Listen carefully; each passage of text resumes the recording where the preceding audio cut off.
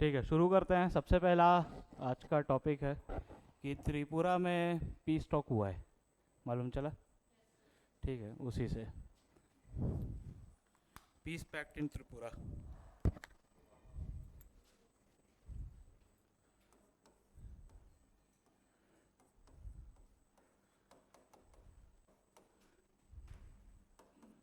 Piece pact in Tripura.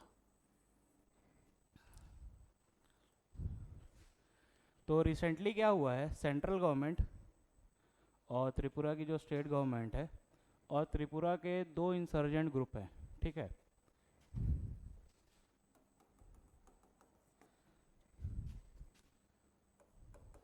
Central government, state government and two insurgent group of Tripura जिनका नाम है NLFT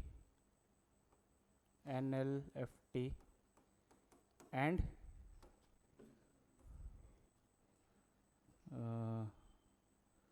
ATTF.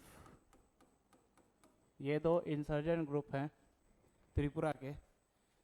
इन सब के बीच में एक पीस अकॉर्ड साइन हुआ है। पीस अकॉर्ड मतलब कि अब इन दोनों ग्रुप्स के जितने भी इंसर्जेंट्स हैं ये लोग वेपन्स छोड़ देंगे and then they will be getting integrated into the main stream society.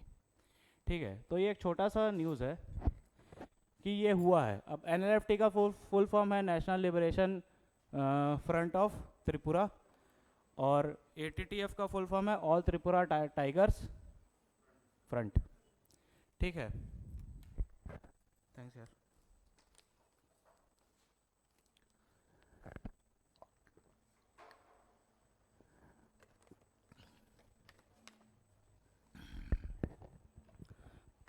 देखो, ये टॉपिक ना मेंस का एक टॉपिक है, इंटरनल सिक्योरिटी ऑफ इंडिया। ठीक है, इससे आप लोग रिलेट कर सकते हो।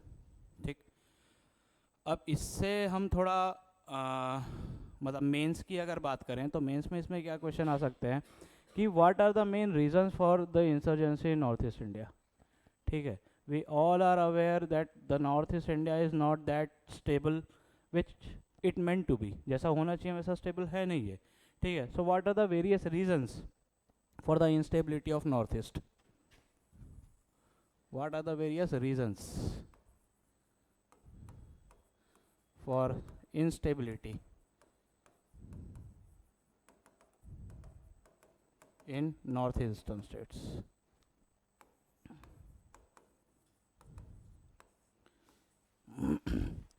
So what can be the various reasons? सबसे पहला इसका रीजन है inter tribal conflicts. Inter tribal conflicts,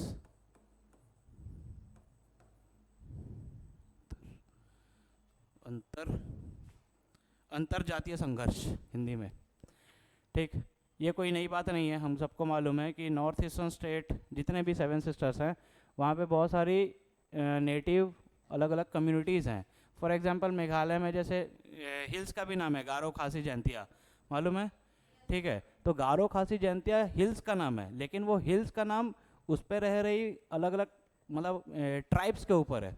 जैसे गारो हिल्स में गारो ट्राइब रहती है, जयंतिया में जयंतिया, और खासी में खासी नाम की एक ट्राइब रहती है, और इन ट्राइब्स की एक दूसरे से बनती नहीं है।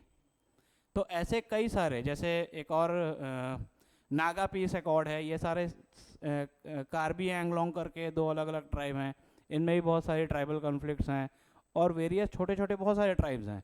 तो सबसे बड़ा रीज़न जो इंसर्जेंसी का है ना वो है इंटर ट्राइबल कॉन्फ्लिक्ट्स। ठीक है, नागालैंड में भी दो अलग अलग है, जो एक नागा लिम्ब मांग रही है और एक बोल रही है कि हमको अलग ही देश ही चाहिए। डिमांड्स भी अलग अलग हैं क्योंकि अलग अलग जितने भी ट्राइब्स हैं उनमें कॉन्सेंसस नहीं है। पहला रीज़न तो ये है, first is the inter tribal conflicts. दूसरा रीज़न ये है कि नॉर्थ ईस्टर्न स्टेट में there has been a demographic, एक तरीके का डेमोग्राफिक चेंज या डेमोग्राफिक इन्वर्जन आया है।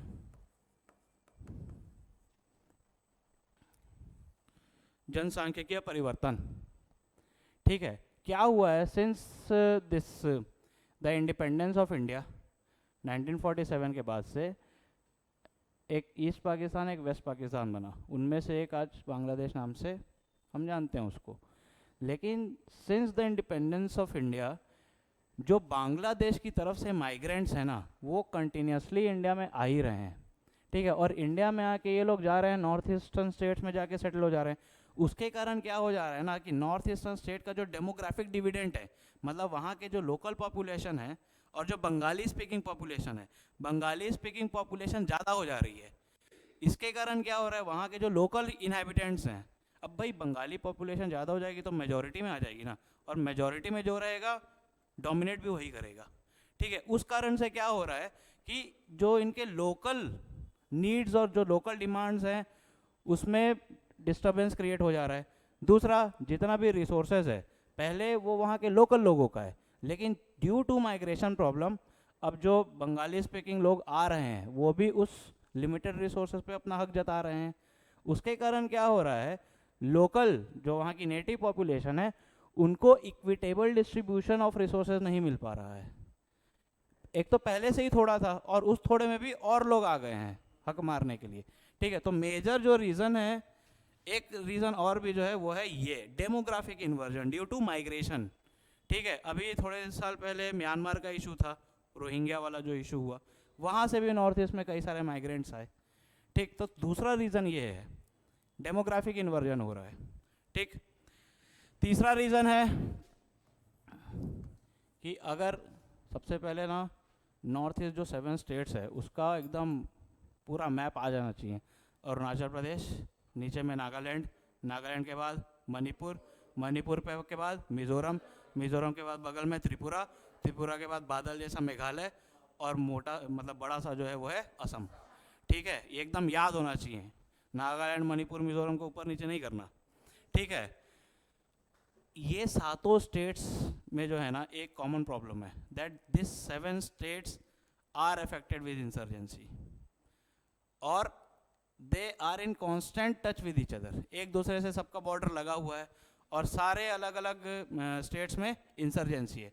तो इसके कारण क्या हो रहा है, अलग अलग स्टेट गवर्नमेंट अगर इंसर्जेंट्स मतलब मिलिटेंट्स के खिलाफ अगर कोई ऑपरेशन करती है तो फिर वो क्या क्या करते हैं, दूसरे स्टेट में जाके छुप जा रहे हैं, ठीक है। तो तीसरा रीज़न ये है that this states have the greater proximity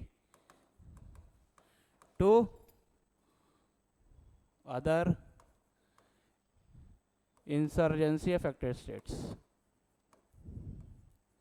insurgency affected states, interconnected boundaries भी आप लोग लिख सकते हैं, ठीक। The fourth reason being the existence of various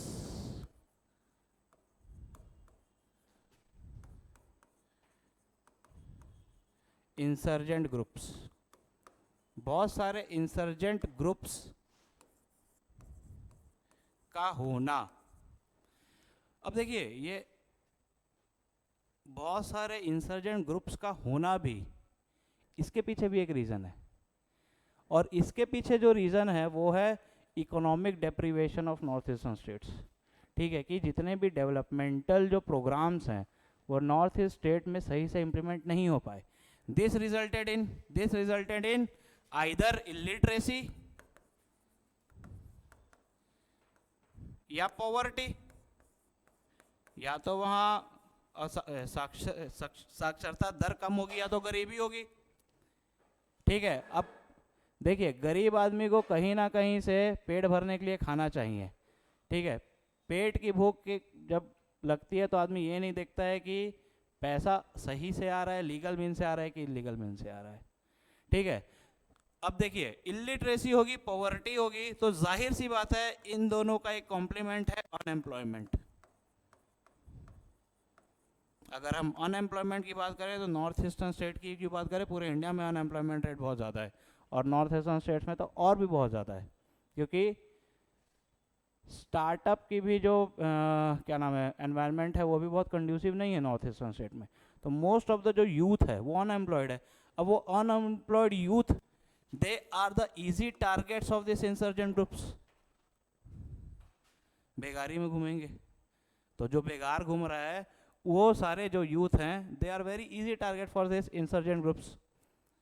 या तो इंसर्जेंट ग्रुप्स इनको अप्रोच करता है, या तो भाई एम्प्लॉयमेंट की तलाश में ये इधर चले जाते हैं। ठीक है, इसके बाद जो सात, इसके बाद कितना हो गया, 4 5 6 6, जो 6 रीज़न है वो है very penetrable boundary with other countries. Uri picture में अगर जो पहले का सीन आप लोग देखे होंगे तो वहाँ पे जो एक ऑपरेशन दिखाया है वो इंडो म्यांमार बॉर्डर का ही दिखाया है। और इंसर्जेंसी की एक बहुत बड़ी प्रॉब्लम है कि अगर इंडिया अपने साइड में अगर इंसर्जेंट ऑपरेशन वो करता है तो वो लोग क्या करते हैं, म्यांमार चले जाते हैं। ठीक है, म्यांमार वाले कर रहे हैं तो वो इंडिया में आ जाते हैं, क्योंकि बाउंड्री बहुत पेनिट्रेबल है ना, पेनिट्रेटेबल है, आसानी से पार किया जा सकता है। सिक्योरिटी फोर्सेस, वहाँ का टेरेन बहुत गजब है। एक पिक्चर आई थी शाहिद कपूर की, रंगून, वहाँ पे देखना टेरेन दिखा है। मेरा भाई इंडियन आर्मी में है, वो अरुणाचल प्रदेश में था, तो वो मेरे को बताता था कि आखिरी का जो 100 किलोमीटर है जहाँ पे इंडियन आर्मी अभी भी है, असम से आखिरी का जो 100 किलोमीटर का जो रोड है, वो रोड पूरा उबड़ खाबड़ है। टरेन वैसा नहीं है ना, इतना आसान टरेन नहीं है। ऐसे तो हम यहाँ बैठ के सोच सकते हैं कि चाइना पाकिस्तान में भी से भी हम क्या नाम है, राजस्थान से लेके पूरा बॉर्डर क्यों नहीं खींच लेते हैं। टरेन भी तो कंड्यूसिव होना चाहिए। ठीक है, it is the north eastern state receive one of the heaviest rainfall in the world. ठीक है, आप ऐसे में कैसे उम्मीद कर सकते हैं कि रोड बन पाएगा। और रोड ऐसा नहीं है कि बनता नहीं है, लेकिन वो बह जाता है, क्योंकि एनवायरमेंटल और क्लाइमेटिक कंडीशन वैसे हैं। ठीक है, तो 6th reason been penetrating boundaries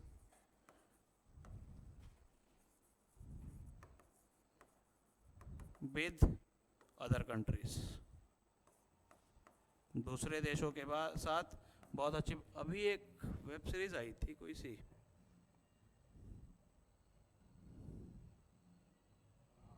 नहीं, द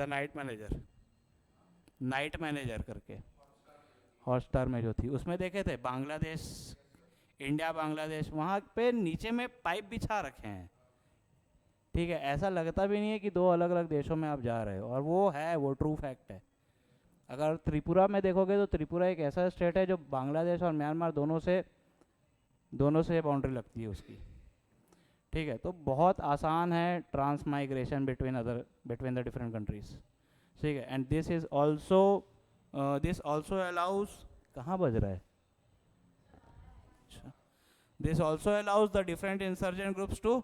और वही प्रॉब्लम नक्सलिज्म के साथ भी है ना।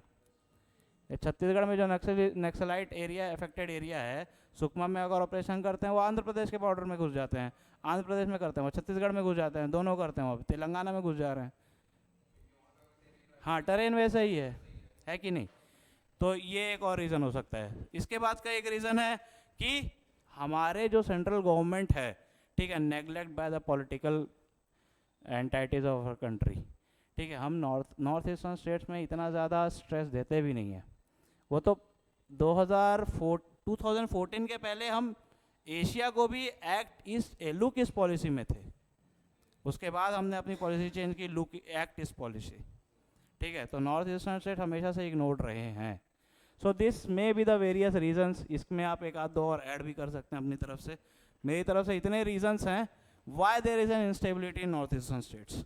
ठीक है, और there are also many social factors as well, कि नॉर्थ ईस्टर्न स्टेट्स के लोग due to their different culture, नहीं, due to their difference appearance, ठीक है, वो मेन लैंड इंडिया जैसे उन लोग भी यहाँ पे आते हैं, तो अपन उन लोगों को क्या बोलते हैं मालूम है तुम लोगों को। ठीक है, तो इतना इंटीग्रेशन उनके साथ हो नहीं पाया है ना हमारा। ठीक है, तो कहीं ना कहीं इसके सोशल कॉजेज भी हैं, इसके पॉलिटिकल फैक्टर्स भी हैं। ठीक है, पॉलिटिकल फैक्टर्स ये है कि जितने स्ट्रेस और जितना भी गवर्नमेंट इनिशिएटिव्स मेन लैंड में लिया गया, 7 सिस्टर्स पे इतना ध्यान नहीं दिया गया, इतना इफेक्टिवली वहाँ पे ना इम्प्लीमेंट हुआ गया, ना उसकी मॉनिटरिंग हो पाई। और सोशल कॉजेज़ ये है कि बाकी स्टेट से जो 7 सिस्टर स्टेट्स हैं, क्योंकि वो लोग अपीयरेंस और कल्चर और ये सब में डिफरेंस है। ठीक है, so they are being discriminated.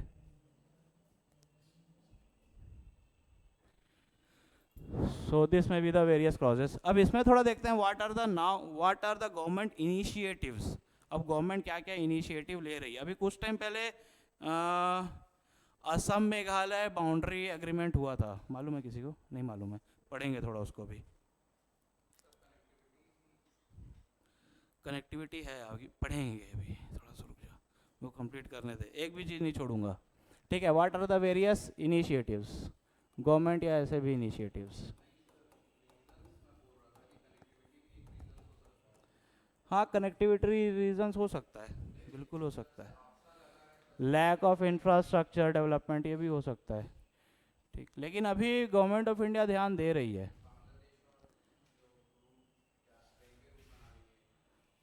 वो अलग है, वो पढ़ेंगे अभी, रुको. ठीक है. What are the government initiatives. तो गवर्नमेंट इनिशिएटिव्स को हम अलग अलग हेड में थोड़ा पढ़ने की कोशिश करेंगे. सबसे पहला तो है what are the different dialogues. बातचीत में क्या क्या हल हो जा रहा है. Dialogues and negotiations.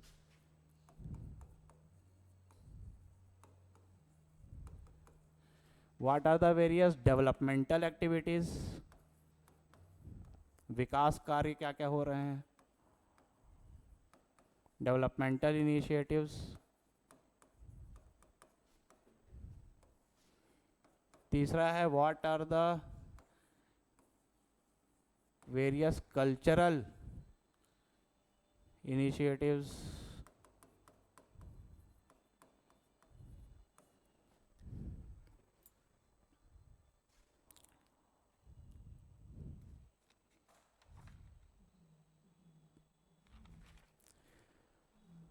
Cultural and social initiatives.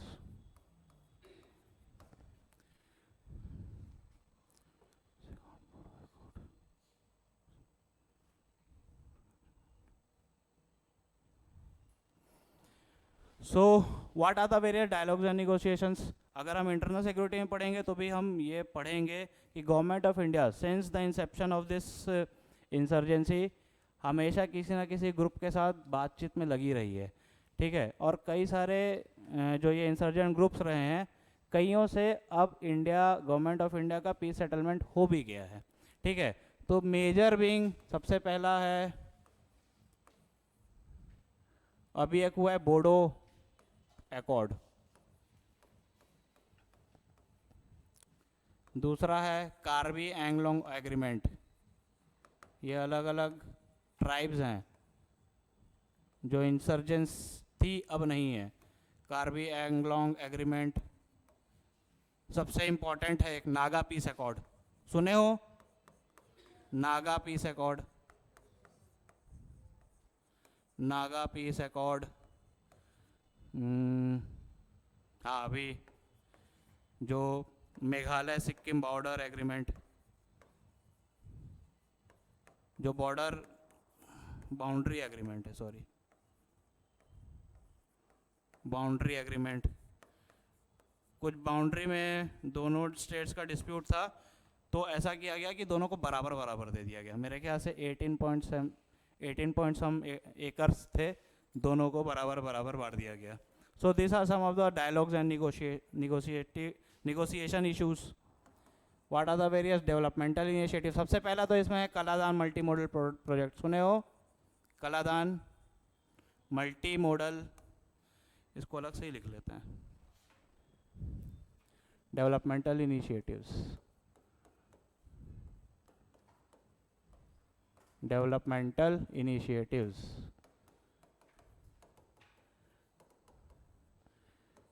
इसमें सबसे पहला है Kaladan multi modal transit corridor. हाँ हाँ, ये गवर्नमेंट ऑफ इंडिया और म्यांमार का वो है. ठीक है. जिसमें त्रिपुरा भी एक बहुत इंपॉर्टेंट रोल प्ले करेगा. ठीक है. Kaladan multi modal.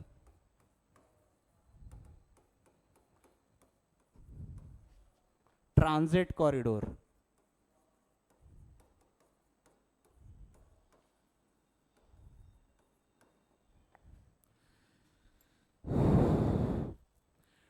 Multi modal का मतलब है कि इसमें जो कनेक्टिविटी होगी वो एक से ज़्यादा मोड में होगी.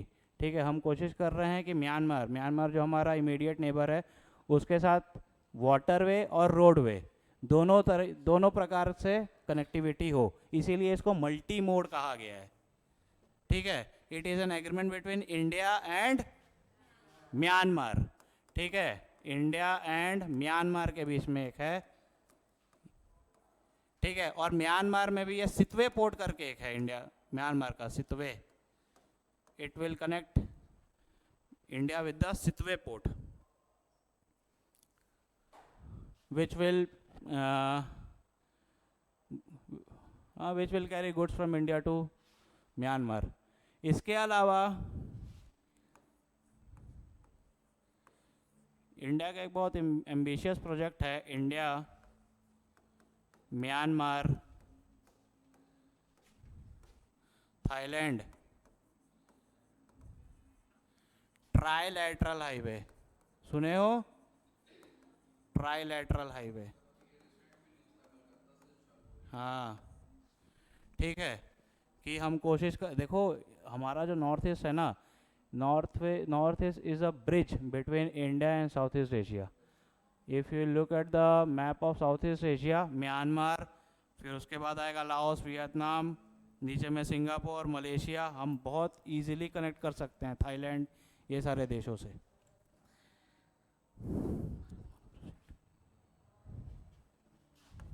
इंडिया का बहुत एंटिसिपेटेड प्रोजेक्ट है भारतमाला प्रोजेक्ट, है कि नहीं? भारतमाला प्रोजेक्ट क्या है? भारतमाला प्रोजेक्ट का जो ऑब्जेक्टिव है वो है कि हम देश के 550 डिस्ट्रिक्ट को ऑलमोस्ट 10,000 किलोमीटर के नेशनल हाईवे के थ्रू कनेक्ट करेंगे, और इसमें नॉर्थ ईस्ट बहुत इंपॉर्टेंट है। ठीक है, भारतमाला प्रोजेक्ट।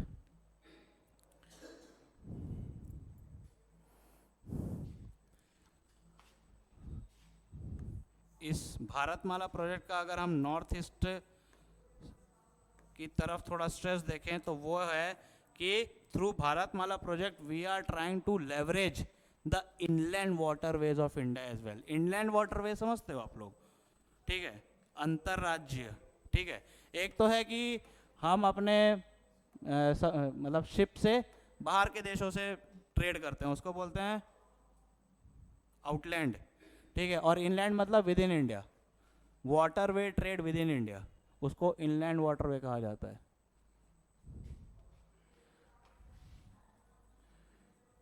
तो नॉर्थ ईस्ट में हम इनलैंड वाटरवे को हार्नेस करने की कोशिश कर रहे हैं, और वहाँ पे एक बहुत इंपॉर्टेंट रिवर है ब्रह्मपुत्र। ठीक है, तो ब्रह्मपुत्र रिवर के अक्रॉस हम ऑलमोस्ट 7 वाटरवे टर्मिनल्स बनाने की कोशिश कर रहे हैं। इसमें से कुछ में तो काम चालू भी हो चुका है। 7 waterway terminal to connect Brahmaputra to give thrust to inland navigation system या leveraging inland waterway, inland waterways।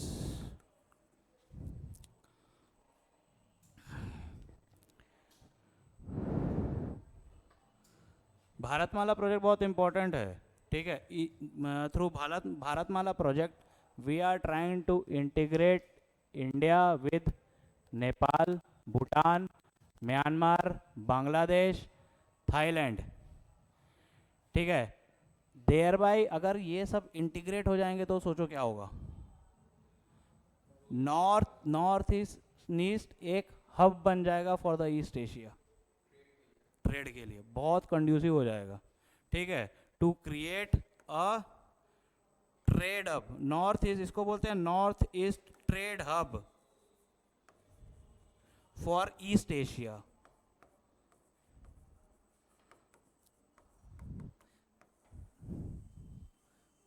ये एग्जैक्ट टर्म है उसके लिए।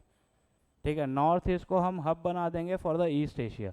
अपने आंसर राइटिंग में ये सारा चीज़ आप लोग लिखोगे ना, तो देखो लिख तो सब रहे हैं और सब लिखेंगे ये सब चीज़, but what differs is the manner in which you are representing it, कैसे अलग लिख रहे हो। स्ट्रेटेजिक इंपॉर्टेंस है। ठीक है, फिर रीजनल कॉम्प्रिहेंसिव इकोनॉमिक फोरम के में अगर आएंगे तो जैसे एक्ट ईस्ट पॉलिसी और लुक ईस्ट पॉलिसी, इनमें अंतर है। तो ये जो आप लोग टर्म यूज़ करोगे ना, ये डिफाइन करता है कि आप लोगों ने कितनी बारीकी से पढ़ा है।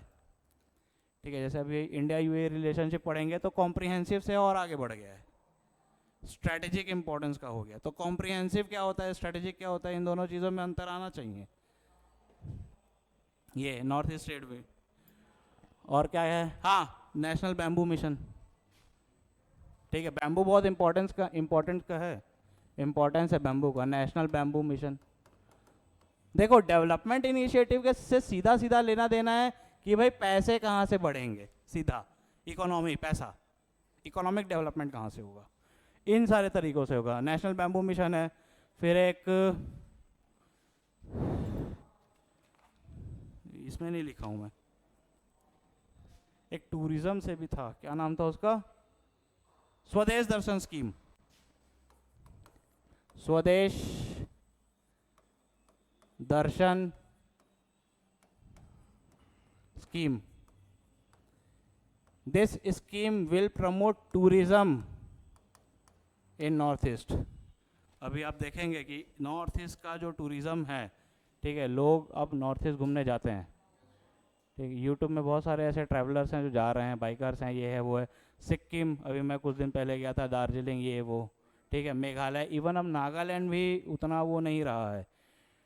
ठीक, तो टूरिज़्म बहुत इंपॉर्टेंट सेक्टर है नॉर्थ ईस्ट के लिए। एक और रीजनल कनेक्टिविटी स्कीम है उड़ान करके। उड़ान, उड़ान इज स्पेसिफिकली, उड़ान स्कीम से नॉर्थ ईस्ट को मेनलैंड इंडिया से इंफ्रास्ट्रक्चर के थ्रू कनेक्ट किया जा रहा है। ठीक है, देखो इसमें एक चीज़ था, कहाँ गया, Kaladan multi modal transit corridor जो है ना, उसका एक और इम्पोर्टेंस ये है कि अगर कलादान मल्टी मॉडल जो कॉरिडोर है वो ऑपरेटिव हो गया, ठीक है, तो इससे इंडिया की नॉर्थ ईस्ट स्टेट से कनेक्टिविटी बहुत अच्छी हो जाएगी। देखो अभी हमको अगर मतलब नॉर्थ ईस्ट स्टेट में जाना है, so we will have to go through the Siliguri corridor. So Siliguri corridor, जिसको इंडिया का चिकन स्नैक बोला जाता है, ठीक है, और चाइना उसको आसानी से कट ऑफ कर सकता है। ठीक है, लेकिन अगर एक बार ये हो गया ना, तो we can very easily bypass this Siliguri corridor, waterway के थ्रू हम चले जाएंगे। ठीक है, लेकिन अब ये बांग्लादेश वाली प्रॉब्लम आ गई ना, नहीं तो इसके पहले एकदम सही चल रहा था, महीना डेढ़ महीना पहले। ठीक है, इससे एक ये भी हो जाएगा that this will bypass India, मतलब north eastern states via Siliguri corridor. Chicken snack, वो लिख लो एक तो छोटा सा, चिकन स्नैक करके।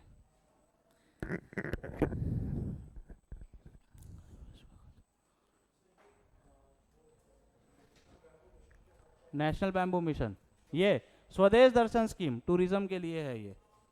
ठीक,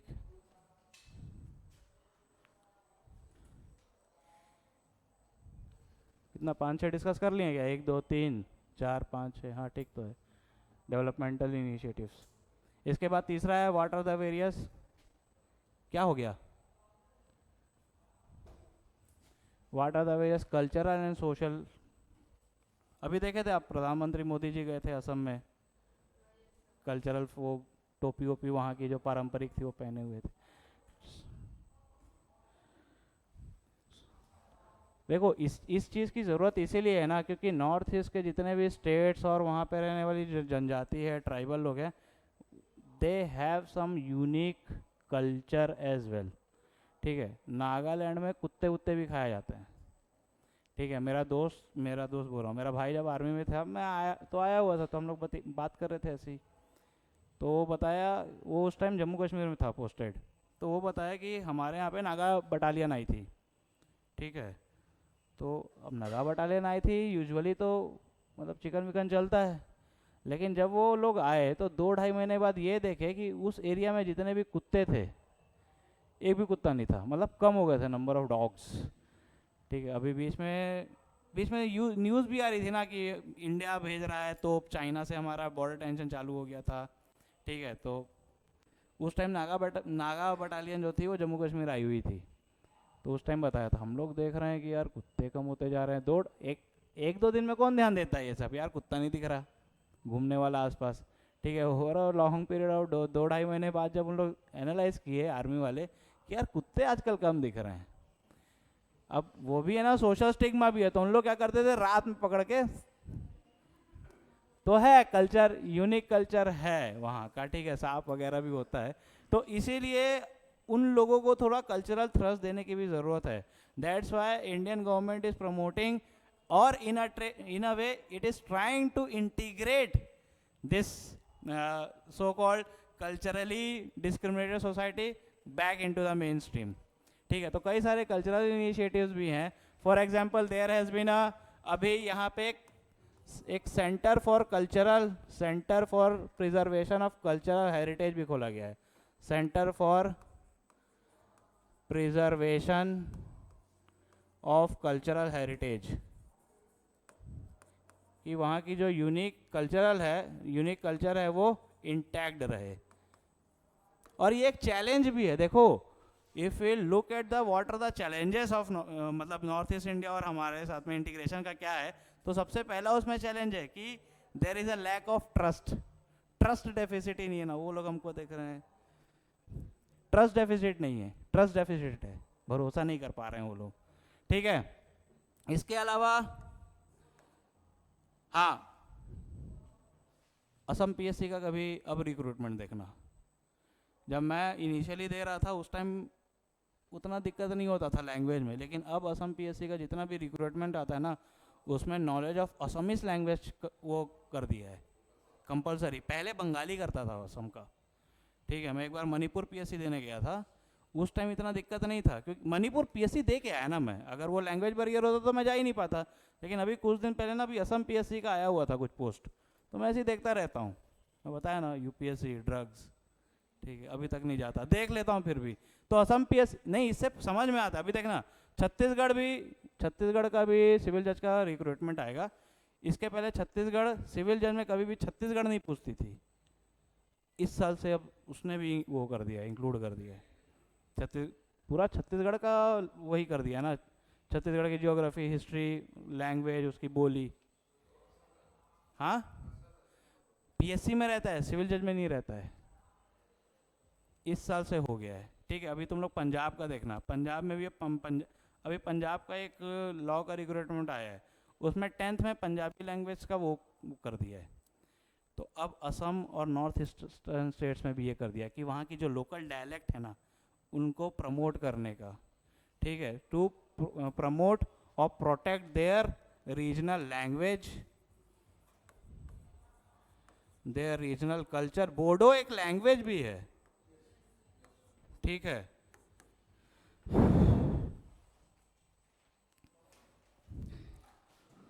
और हमारे एनडीसी है, नेशनल डेवलपमेंट काउंसिल, उसमें जो नॉर्थ ईस्ट की काउंसिल है, to strengthen the north east councils.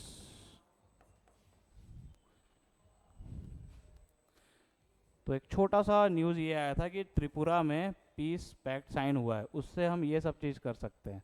ठीक है, देखो कभी भी प्रिपरेशन करो ना, तो प्रिपरेशन कभी भी प्री और मेंस की नहीं की जाती है, प्रिपरेशन हमेशा इंटीग्रेटेड की जाती है। ठीक है, कोई चीज़ आप पढ़े तो फट से आना चाहिए कि ये कौन से उसका वो है। इससे क्या होगा, जब इंटरनेशनल रिलेशन पढ़ोगे तो ऐसा लगेगा कि यहाँ पढ़ चुके हैं एक बार। ठीक है, प्रिपरेशन हमेशा इंटीग्रेटेड होती है, कभी प्री की प्रिपरेशन अलग और मेंस की प्रिपरेशन अलग नहीं होती है। वैसे जाओगे यूपीएससी कभी नहीं निकलेगा, लिख के ले लो मेरे से, कभी नहीं होगा।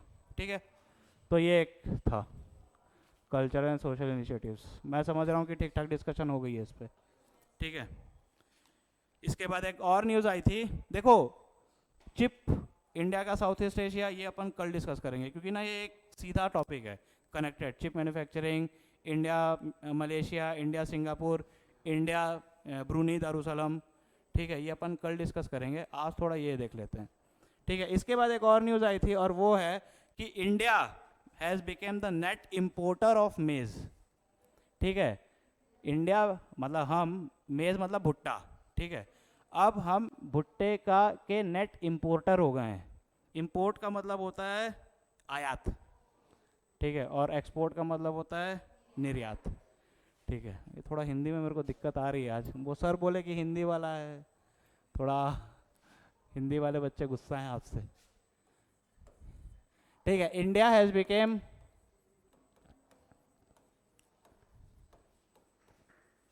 नेट इंपोर्टर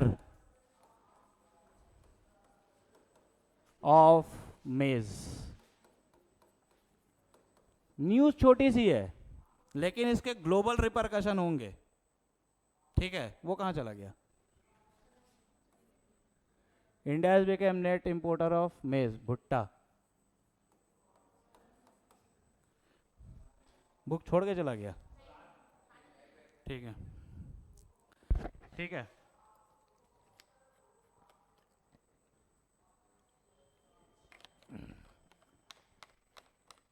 देखो, न्यूज़ ये नहीं है कि इंडिया एक नेट इंपोर्टर बन गया।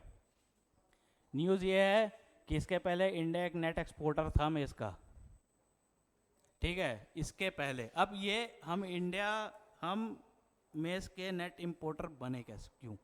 ठीक है, हमारे पास हमारे देश में एक पॉलिसी है जिसको हम बोलते हैं नेशनल बायोफ्यूल्स पॉलिसी। सुने हो? ठीक है, Bharat stage 4, Bharat stage 5, Bharat stage 6। ठीक है, नेशनल बायोफ्यूल पॉलिसी। ठीक है, इस पॉलिसी के अंतर्गत हम क्या कर रहे हैं? We are increasing methanol in our fuel. ठीक है, जो फ्यूल का मिथेनॉल परसेंटेज है वो इंक्रीज कर रहे हैं। जो अब इंडिया का जो नेक्स्ट टारगेट है वो है कि अब हमारे फ्यूल में 20% मिथेनॉल ऐड होगा। ठीक है, तो फिर क्या दिक्कत है? तो दिक्कत यह है कि पहले हम मिथेनॉल के लिए ना शुगर केन यूज करते थे, गन्ना। ठीक है, लेकिन देखो गन्ने के साथ दिक्कत है, और वो क्या है? गन्ने के साथ दिक्कत यह है कि गन्ना एक बहुत ही वाटर इंटेंसिव क्रॉप है, पानी बहुत लगता है। और अभी रिसेंट में ड्यू टू ड्रॉट, सूखे के कारण गन्ने की खेती हो नहीं पाई। ठीक है, तो गन्ने के अलावा मीथेनॉल का दूसरा सोर्स क्या है? रिच सोर्स मक्का, मेज। आई बात समझ में? तो अब गवर्नमेंट ऑफ इंडिया क्या कर रही है? पूरे शुगर केन जो पहले यूज होता था एज अ मीथेनॉल, उसको हटा के मेज, मक्के से निकला हुआ एक्सट्रैक्ट किया हुआ जो इथेनॉल है वो बायोफ्यूल में हम यूज करेंगे। ठीक है, under this national biofuel policy. अब इससे हो क्या रहा है?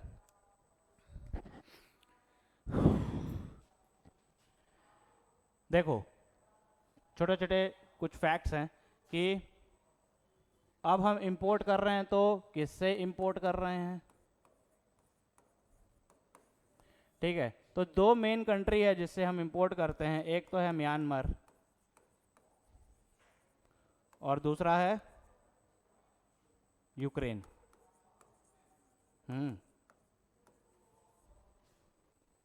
ठीक है, इन दोनों से अभी हम इंपोर्ट कर रहे हैं। ठीक है, लेकिन मैं जैसे बताया कि इसके पहले हम नेट एक्सपोर्टर थे मेज के। क्या बात कर रही है? ठीक है, इसके पहले हम नेट एक्सपोर्टर थे। हम एक्सपोर्ट किसको करते थे? नेपाल को करते थे, वियतनाम को करते थे। ठीक है, नेपाल, वियतनाम, थाईलैंड को हम एक्सपोर्ट करते थे। इन तीन देशों को हम, 3-4 देशों, बांग्लादेश, वियतनाम, नेपाल और म्यांमार को, मलेशिया को हम एक्सपोर्ट करते थे। ठीक है, नेपाल, मलेशिया, वियतनाम और नेपाल, मलेशिया, वियतनाम,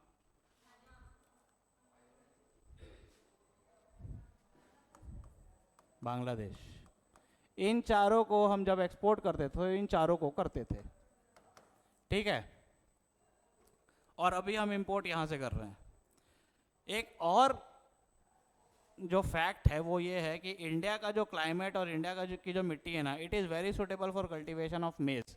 लेकिन चूंकि हमको पहले इतनी ज़रूरत थी नहीं, तो हम ठीक ठाक ही प्रोडक्शन करते थे। ज़्यादा स्ट्रेस मेज प्रोडक्शन में दी नहीं गई, मेज के कल्टीवेशन में।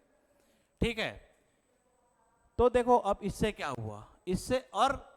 इससे एक ये भी है कि आने वाले समय में, आने वाले सालों में हम मेज का प्रोडक्शन बढ़ाएंगे, but even then India will continue to import maize. उसके बाद भी हमको बाहर से इंपोर्ट किए हुए मेज की आवश्यकता पड़ेगी because of this national biofuel policy.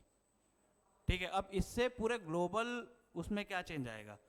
अब उससे पूरे ग्लोबल में ये चेंज आएगा कि एक देश जो पहले मेज एक्सपोर्ट करता था, दुनिया को देता था, अब वो दुनिया से ले रहा है।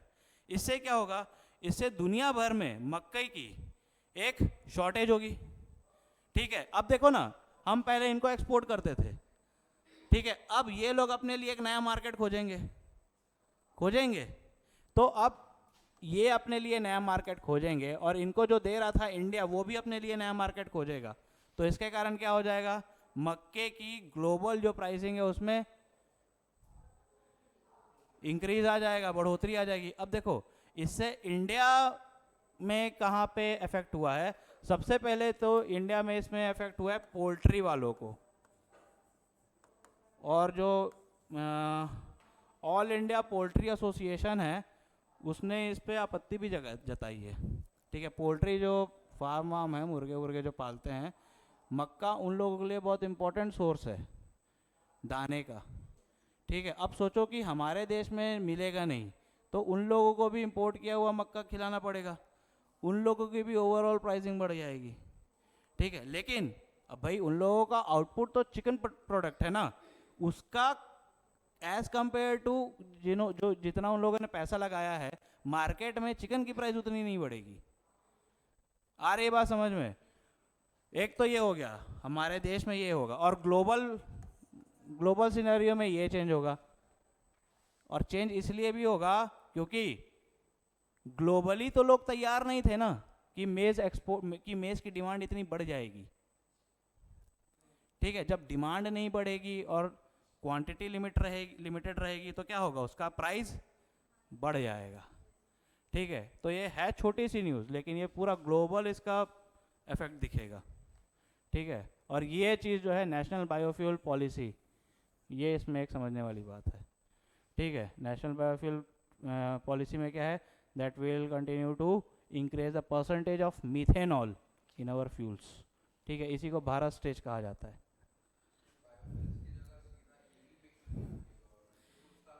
हाँ, ईवी के साथ प्रॉब्लम बहुत सारी है। ठीक है, मतलब मैं भी बहुत बड़ा पक्षधर हूँ ईवी का, लेकिन ईवी के साथ प्रॉब्लम भी है। सबसे पहले तो लिथियम आयन। ठीक है, लिथियम आयन सबसे पहले तो इंडिया में रिजर्व है नहीं, मिला हुआ है जम्मू एंड कश्मीर में, अभी मेरे ख्याल छत्तीसगढ़ में भी कोरबा में मिला हुआ है, अकलतरा के आसपास। ठीक है, लेकिन लिथियम आयन गुरु मिलना अलग बात है, उसको एक्सट्रैक्ट करना अलग बात है। 3-4 साल पहले हो गया, कश्मीर में बहुत बड़ा रिजर्व मिला था लिथियम आयन का। ठीक है, हमारे देश में ऐसी टेक्नोलॉजी नहीं है कि उसको एक्सट्रैक्ट कर सके। हमने शायद फ्रांस की स्पेन को मतलब वो दिया हुआ है कि आओ आप एक्सट्रैक्ट करो। ठीक है, जैसे एक वो है शेल गैस टेक्नोलॉजी है ना, यूएस पूरा शेल गैस पे चल रहा है, हमारे पास टेक्नोलॉजी ही नहीं है। इतना बड़ा पेनिनसुला है इंडिया का, दुनिया भर का शेल ऑयल है, टेक्नोलॉजी ही नहीं है कि निकाल लें, क्रूड ऑयल इंपोर्ट कर रहे हैं हम। ठीक, पहला तो ये वाला चैलेंज है। ठीक है, कि रिजर्व कितने हैं ये भी नहीं मालूम नहीं है। ठीक है, चल रहा है, डेवलप्ड रिसोर्स थोड़ी ना है, रिसोर्सेज की भी अलग अलग टाइप्स होते हैं ना। डेवलप्ड रिसोर्स मतलब जिसका अपने को पूरा सोर्स मालूम है, रिजर्व मालूम है, सब चीज़ मालूम है। ठीक है, पहला। दूसरा, जब इसका डिस्पोजल में प्रॉब्लम है, एक लिथियम आयन बैटरी जब यूज़ हो जाएगी और उसको डिस्पोज कैसे करेंगे, this will ultimately lead to creation of electronic waste. अभी भी हम बैटरी जो यूज़ हो जाती है, घर में 6-7 फ़ोन रखे रहते हैं हमारे, ठीक है, अल्टीमेटली वो कहीं एनवायरनमेंट में ही जाके डंप होगी। लेकिन लिथियम आयन कभी डंप नहीं होता, इलेक्ट्रॉनिक वेस्ट बढ़ जाएगा उससे। उसको हम डिकम्पोज कैसे करेंगे, उस पर अभी R&D चल रहा है। किस पे चल रहा है? इन सारी चीज़ों पे चल रहा है कि भाई बना तो लेंगे, उसको डिस्पोज कैसे करेंगे। बहुत एफिशिएंट है, उसको डिस्पोज करना आसान थोड़ी ना है, क्योंकि ऑलमोस्ट रेडियो एक्टिव है वो लिथियम आयन। ठीक है, उसके फिर अगर ठीक ठाक एक्यूमुलेशन, जिसको बायो एक्यूमुलेशन बोलते हैं, एनवायरनमेंट एंड इकोलॉजी में तुम लोग पढ़ते होगे, बायो एक्यूमुलेशन, डाइक्लोफिनैक, उसके हमारे फिर वो वापस फूड चेन में आ जाएगा, है कि नहीं। जैसे मेरा जो प्रोजेक्ट था वो था न्यूक्लियर वेस्ट डिस्पोजल मेथड, कि न्यूक्लियर वेस्ट को कैसे डिस्पोज करें। तो उसमें एक टेक्निक ये भी थी, स्पेस डिस्पोजल, स्पेस में जाके छोड़ दो। लेकिन स्पेस में भी जाके छोड़ देंगे तो हो सकता है ना वो स्पेस में तैरता रहेगा, और जाने आने वाले तो अभी आसपास में हम ही हैं, एलियन नहीं आ रहा है, उसको डिस्पोज करने की प्रॉब्लम है। हम अभी भी अभी लाया भी हूँ एक प्लास्टिक वेस्ट, मैनेज और अनमैनेज वाला भी डाटा है मेरे पास, 250 मिलियन टन है अभी, पढ़ेंगे इसमें, आज ही पढ़ेंगे आगे। 250 मिलियन टन का मैनेज्ड और अनमैनेज वेस्ट है हमारे यहाँ। और इलेक्ट्रॉनिक वेस्ट तो हम गिनते भी नहीं है, इलेक्ट्रॉनिक वेस्ट का इंडिया में कोई रेगुलेशन भी नहीं है। कितना लैपटॉप, कितना कम, तुम लोग कितना मोबाइल आज तक यूज़ कर चुके हो? 3। उसका बैटरी क्या हुआ? घर पे पड़ा है, कभी ना कभी तो फेंकेगा। उसके चार्जर का क्या हुआ? उसके चार्जर के कॉर्ड का क्या हुआ? तुम्हारा रखा हुआ है ना, लेकिन बाकियों का तो अपन फेंक देते हैं ना, कौन इतना ध्यान देता है? कोई ध्यान देता है? लेकिन और देखो अभी बीच में इंडिया की एक वो भी आई थी, इंडिया ने एक चाइना के कुछ कंपनीज थी जो मतलब सेमीकंडक्टर इंडिया में भेज रही थी, लेकिन इंडिया का कंसर्न ये था कि खराब होने के बाद तुम ये लेके भी वापस जाओगे, नहीं तो क्या हो रहा है, हम एक तरह से डंपिंग ग्राउंड के जैसे यूज किए जा रहे हैं। ये वो क्या है, चाइना बना बना के भेजे जा रहे हैं, भेजे जा रहे हैं। हम कितने हेडफोन्स यूज कर रहे हैं, कितना चार्जिंग केबल यूज कर रहे हैं, कितना खराब हो रहा है, कितना फेंक रहे हैं, लेकिन है तो कहीं ना कहीं इंडिया में ही ना वो। तो हम we are just being utilized as a dumping ground for the semiconductor waste. तो इसको एक बोलते हैं, एक पॉलिसी है रेसिप्रोकेटिंग सेमीकंडक्टर ट्रीटी। चाइना उस पर वो नहीं कर रहा है कि मैं वापस नहीं लूंगा इलेक्ट्रॉनिक वेस्ट, ठीक है। और यूएस वगैरह लोग अलाउ नहीं करते ये सब चीज़, हाँ, बहुत स्ट्रिक्ट वहाँ के नॉर्म्स हैं। तो ई वेस्ट में ये प्रॉब्लम है। देखो मैं ये नहीं कह रहा हूँ कि इलेक्ट्रिक व्हीकल वो नहीं है, ठीक है, लेकिन है, एनवायरमेंटल नॉर्म्स भी हैं, हमारे आईएनडीसी भी हैं, इंटेंशनली नेशनली डिटरमाइंड कंट्रीब्यूशन। पढ़े हो आईएनडीसी क्या होता है?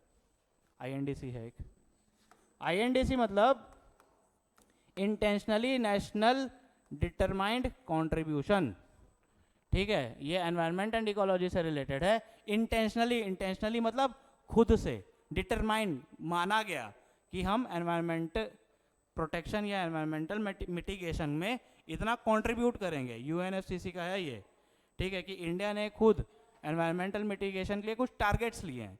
वो टारगेट क्या है कि हम 2030 तक 100 गीगावाट की जो एनर्जी है वो सोलार से नहीं, नॉन कन्वेंशनल सोर्सेज से यूज़ करेंगे, ठीक है। और इस 100 गीगावाट में 50 से 60 हमने प्रण लिया है, मतलब ये इंटेंशनली नेशनली है, ठीक है। ये हमने खुद से प्रण लिया है कि हम इतना करेंगे, प्रॉमिस किया है यूएनएफसीसी को, ठीक है, कि हम 100 गीगावाट का की जो एनर्जी है हम इसको नॉन कन्वेंशनल सोर्सेज से डिराइव करेंगे। उसमें से 50 से 60 गीगावाट जो है वो सोलार की होगी, 10 से 20 गीगावाट जो है वो हाइड्रो होगी, और उसके बाद विंड और टाइडल का भी है, 5-5, 6-6 ऐसा करके, ठीक है। और इंडिया ने अचीव कर लिया है, हाँ कर लिया है ये। इसीलिए तुम लोग अभी देखना सोलार क्रांति, सोलार पैनल जो सरकार गवर्नमेंट फोकट में बांट रही है ना, वो इसीलिए बांट रही है कि हमारा आईएनडीसी है, खुद से बोला है हमने कि हम इतना कंट्रीब्यूट करेंगे, ठीक है। ऐसा है, ठीक है। इसके बाद एक छोटा सा न्यूज़ है, प्रोजेक्ट स्ट्रॉबेरी। स्ट्रॉबेरी समझते हो, वो लाल कलर दिल जैसा दिखता है, ठीक है। मैं उस दिन तुम लोगों को बोला था ना कि जैक मा ने बताया था कि आज से 10 साल वाला एजीआई का मैं जिक्र करके गया था उस दिन, उसी से रिलेटेड है प्रोजेक्ट स्ट्रॉबेरी।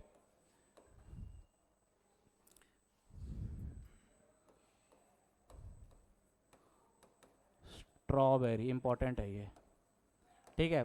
चैट जीपीटी सब जानते हैं। चैट जीपीटी का जो अब नया अपग्रेडेड वर्जन आएगा ना, मेरे ख्याल से 6 आएगा, ठीक है। उसमें चैट जीपीटी अभी तक देखो भविष्य जो है ना, एक अभी जो है तुम लोग आर्टिफिशियल इंटेलिजेंस सुने हो, अब जो चैट जीपीटी का जो वर्जन आएगा ना, उसमें एजीआई इंटीग्रेट होके आएगा, ठीक है। और एजीआई का भी भविष्य है एएसआई, मतलब पाकिस्तान वाला नहीं है वो, आईएसआई है वो, एएसआई, ठीक है। देखो एजीआई क्या है, इसको बोलते हैं आर्टिफिशियल जनरल इंटेलिजेंस, ठीक है। इसमें एआई के साथ एआई को इतनी एल्गोरिथमिकली इतना स्ट्रॉन्ग कर दिया जाएगा that AI will be able to have the cognitive capabilities. Cognitive capabilities समझते हो? नहीं, सोच, लिखने, पढ़ने, सोचने, समझने और उस पर एक्ट करने की जो क्षमता है। मीन्स आर्टिफिशियल इंटेलिजेंस में ह्यूमन का जो दिमाग है उसको इंटीग्रेट कर दिया जाएगा। उसको कहते हैं AGI, आर्टिफिशियल जनरल इंटेलिजेंस। ठीक है, मीन्स अब जो टेक्नोलॉजी आएगी चैट जीपीटी में, वो कॉग्निटिव स्किल्स को भी, मतलब जो एरर का जो चांसेस है ह्यूमन एरर को, क्योंकि अब उसको कॉग्निटिव कैपेबिलिटीज भी दे दी जाएगी। कॉग्निटिव कैपेबिलिटीज मतलब द एबिलिटी टू हियर, मतलब लर्न, लिखने, पढ़ने, समझने, और इन सब के बाद the ability to take decisions. ये सारी क्षमता भी एआई में इंटीग्रेट कर दी जाएगी। ठीक है, मतलब अब जो चैट जीपीटी का जो वर्जन 6 या 7 जो आएगा, उसमें जब ये इंटीग्रेट हो जाएगा, so almost this will act as humans.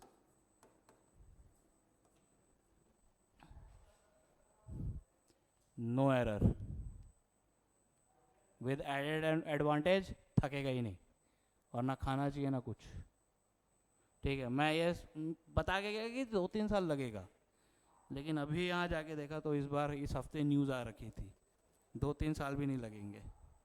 2-3 साल में मेरे ख्याल से यहाँ आ जाएंगे। यहाँ तो मतलब technology at par with the humans, artificial super intelligence. ठीक है, तो नौकरियाँ ऐसे ही कम हैं, देख लो। हाँ, तब तक निकाल लो। नहीं तो अब देखो, मेरे को ये भी समझ में नहीं आता कि सारा चीज़ जब इंटरनेट में अवेलेबल है तो इतना टफ एग्ज़ाम लेने का वो भी क्या है, लेकिन है इसका मतलब। ठीक है, पढ़ना लिखना छोड़ो। ठीक है, ASI, आर्टिफिशियल सुपर इंटेलिजेंस, ये छोटा सा न्यूज़ था। प्रोजेक्ट स्ट्रॉबेरी आ सकता है, दैट मेंस में प्री में आ सकता है कि प्रोजेक्ट स्ट्रॉबेरी रिफर्स टू क्या। ठीक है, हाँ हो सकता है साइंस टेक में आ जाए प्रोजेक्ट स्ट्रॉबेरी, और मेंस में भी आएगा तो इससे ज़्यादा नहीं आएगा। Cognitive capabilities, AI cognitive capabilities, ये सारा ठीक है, इससे ज़्यादा नहीं आएगा, क्योंकि यूपीएससी को मालूम है कि जो मोस्ट ऑफ द कैंडिडेट्स जो हैं वो नॉन साइंस बैकग्राउंड से हैं। ठीक है, तो अब देखो जैसे बायोटेक्नोलॉजी में भी जीनोम टेक्नोलॉजी ये सब पढ़ सकते हो तुम लोग। ठीक है, पढ़ाने को क्या पढ़ा सकते हैं, लेकिन नहीं आता है वैसा, क्वेश्चन ही नहीं आएगा, तुम लोग देख लेना। ठीक है, जो साइंस और टेक से रिलेटेड है ना वो उतना डेप्थ में नहीं पूछता है बेस। यूपीएससी का पूरा ही बेस है, उसमें हाई पूछता ही नहीं है, मतलब कोर। यूपीएससी मेंस में भी क्वेश्चन एकदम कोर का ही पूछेगा। अगर आप लोग सही से प्रिपरेशन किए हो ना साल भर भी, तो देख लेना वर्ड्स कम, मतलब आप लोगों को ऐसा लगेगा यार ये आंसर में तो, ये क्वेश्चन में तो मैं 1000 वर्ड में लिख सकता हूँ, लेकिन क्रक्स वहीं आता है। यूपीएससी बोलती है राइट इन 250 वर्ड्स। अगर अच्छे से पढ़ लोगे तो आपके पास कंटेंट बहुत ज़्यादा हो जाएगा, लिखने का जो वो है ना वो लिमिट हो जाएगा। देख लेना, साल भर सही से पढ़ो, हो जाएगा वो चीज़। कंटेंट की भरमार हो जाएगी, उसको लिखना, उसको रिप्रेजेंट करना बहुत वो हो जाएगा। हाँ ठीक है, जैसे अभी तुम लोग ये अपन पढ़े ना क्या, Kaladan multi modal development initiative, वो क्वेश्चन आएगा 250 वर्ड में, लिखो क्या लिखोगे, क्या क्या लिख लोगे। Kaladan multi modal project, national bamboo mission, यही लिखते लिखते 250 वर्ड हो जाएगा। सही में बता रहा हूँ, चैलेंज ये है मेंस राइटिंग में, और ऐसे में फिर है 2-2.5 हज़ार वर्ड। ठीक है, तो बहुत बड़ा स्पेक्ट्रम है। एक छोटा सा और न्यूज़ आया था, white tapping technology. White tapping technology. ये ना 2 हफ्ते से न्यूज़ में था, ये मैं पिछले हफ्ते भी लिख के लाया था, लेकिन मैं सोचा कि इतना इंपॉर्टेंट नहीं होगा तो मैं नहीं पढ़ाया। इस हफ्ते फिर न्यूज़ में आया था ये white tapping technology. White tapping technology क्या है, जो नेशनल हाईवे है ना उसके गड्ढों को भरने के लिए पोर्टलैंड सीमेंट का यूज़ किया जाएगा। पोर्टलैंड सीमेंट, सफ़ेद कलर का, हिंदी में भी इसको पोर्टलैंड सीमेंट ही बोलते हैं, ठीक है। That the Portland cement will be used for repairing of existing या ओल्ड हाईवेज। अब जितने हाईवेज बन गए हैं उनके रिपेयरिंग और ये सब के लिए पोर्टलैंड सीमेंट यूज़ होगा। A process of applying Portland cement on existing bituminous road, या एसफाल्ट की जो अभी रोड आती है काली वाली एसफाल्ट रोड, ठीक है। ये पोर्टलैंड सीमेंट जो है ये सबसे पहले तो है मेंटेनेंस और ये सब के लिए थोड़ा कॉस्ट इफेक्टिव है ये, ठीक है, सस्ता पड़ेगा और इको फ्रेंडली भी है, ठीक है। और ये मैं नहीं कह रहा हूँ, ये मॉर्थ कह रहा है,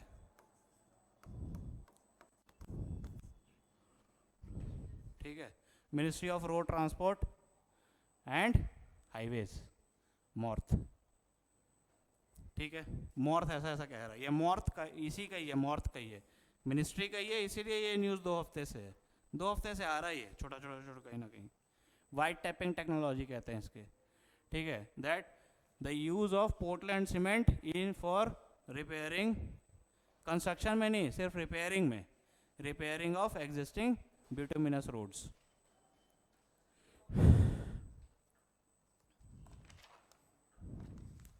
ठीक है। इसके बाद स्वच्छ वायु सर्वेक्षण, फिर छत्तीसगढ़ को कोई अवार्ड नहीं मिला, बधाई हो आप लोग को। 3 कैटेगरी में बांटा गया, जबकि ये और ज़्यादा लोगों को मिले तो भी नहीं मिला।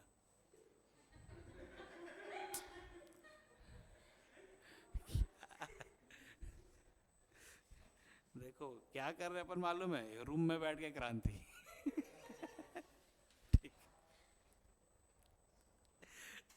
ये करना चाहिए, वो करना चाहिए, आओ, ठीक है।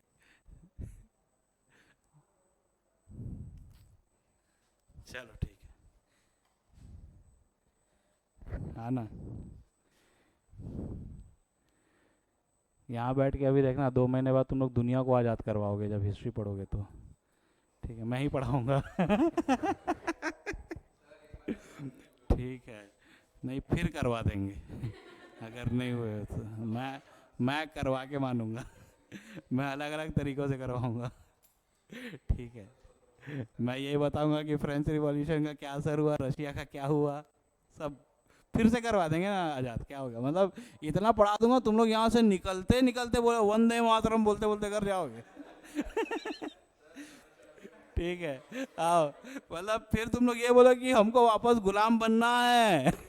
कि फिर से क्रांति की लड़ाई लड़ेंगे हम, ठीक है, हाँ। ठीक है, चलो स्वच्छ वायु सर्वेक्षण करते हैं। स्वच्छ वायु सर्वेक्षण अवार्ड,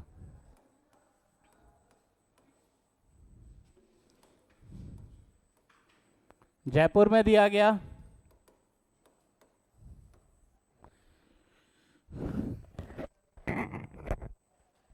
ठीक है, ये न्यूज़ है 7 सितंबर की, 7 सितंबर, और 7 सितंबर कोइंसिडेंटली इस दिन हमारे देश में स्वच्छ वायु दिवस भी मनाया जाता है। स्वच्छ वायु दिवस, स्वच्छ वायु दिवस के पावन मौके पे स्वच्छ वायु सर्वेक्षण अवार्ड वितरित किया गया, ठीक है। 3 कैटेगरी में वितरित किया गया, बेस्ड अपॉन द पॉपुलेशन, जनसंख्या।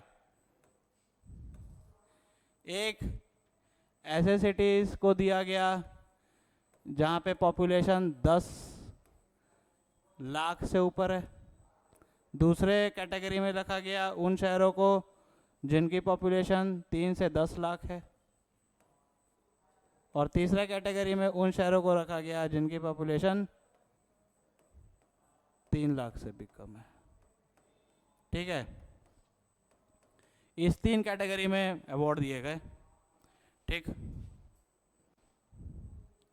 तो पहले कैटेगरी में 10 लाख से ज़्यादा पॉपुलेशन में सबसे स्वच्छ शहर जो था वो था आगरा।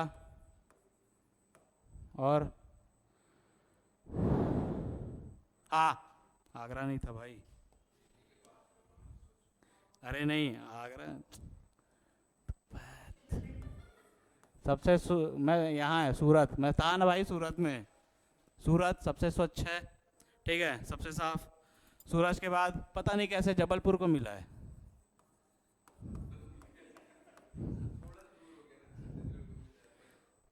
अरे मैं जबलपुर भी घुमा हूँ कसम से, मतलब भयानक गंदा है वो, पता नहीं कैसे मिला। मतलब कुछ तो है शिवराज सिंह चौहान, वो बोले होंगे मैं चीफ मिनिस्टर नहीं बनूंगा तभी ये देना।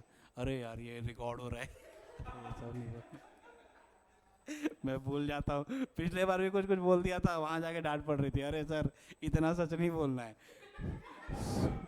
सूरत, जबलपुर और आगरा,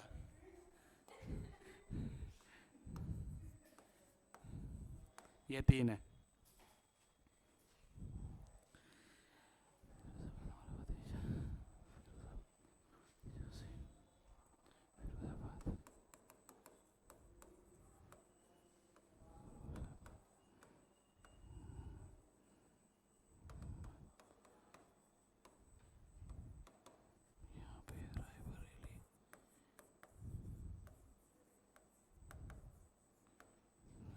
रायबरेली,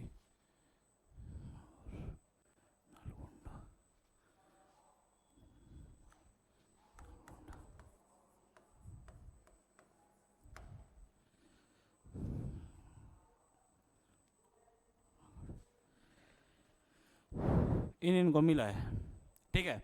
अब देखो जाहिर सी बात है हमारे देश में एनवायरमेंटल से रिलेटेड जितना भी कंसर्न है, ठीक है, उस मिनिस्ट्री का नाम है ministry of forest and climate change, ministry MOE। अरे यार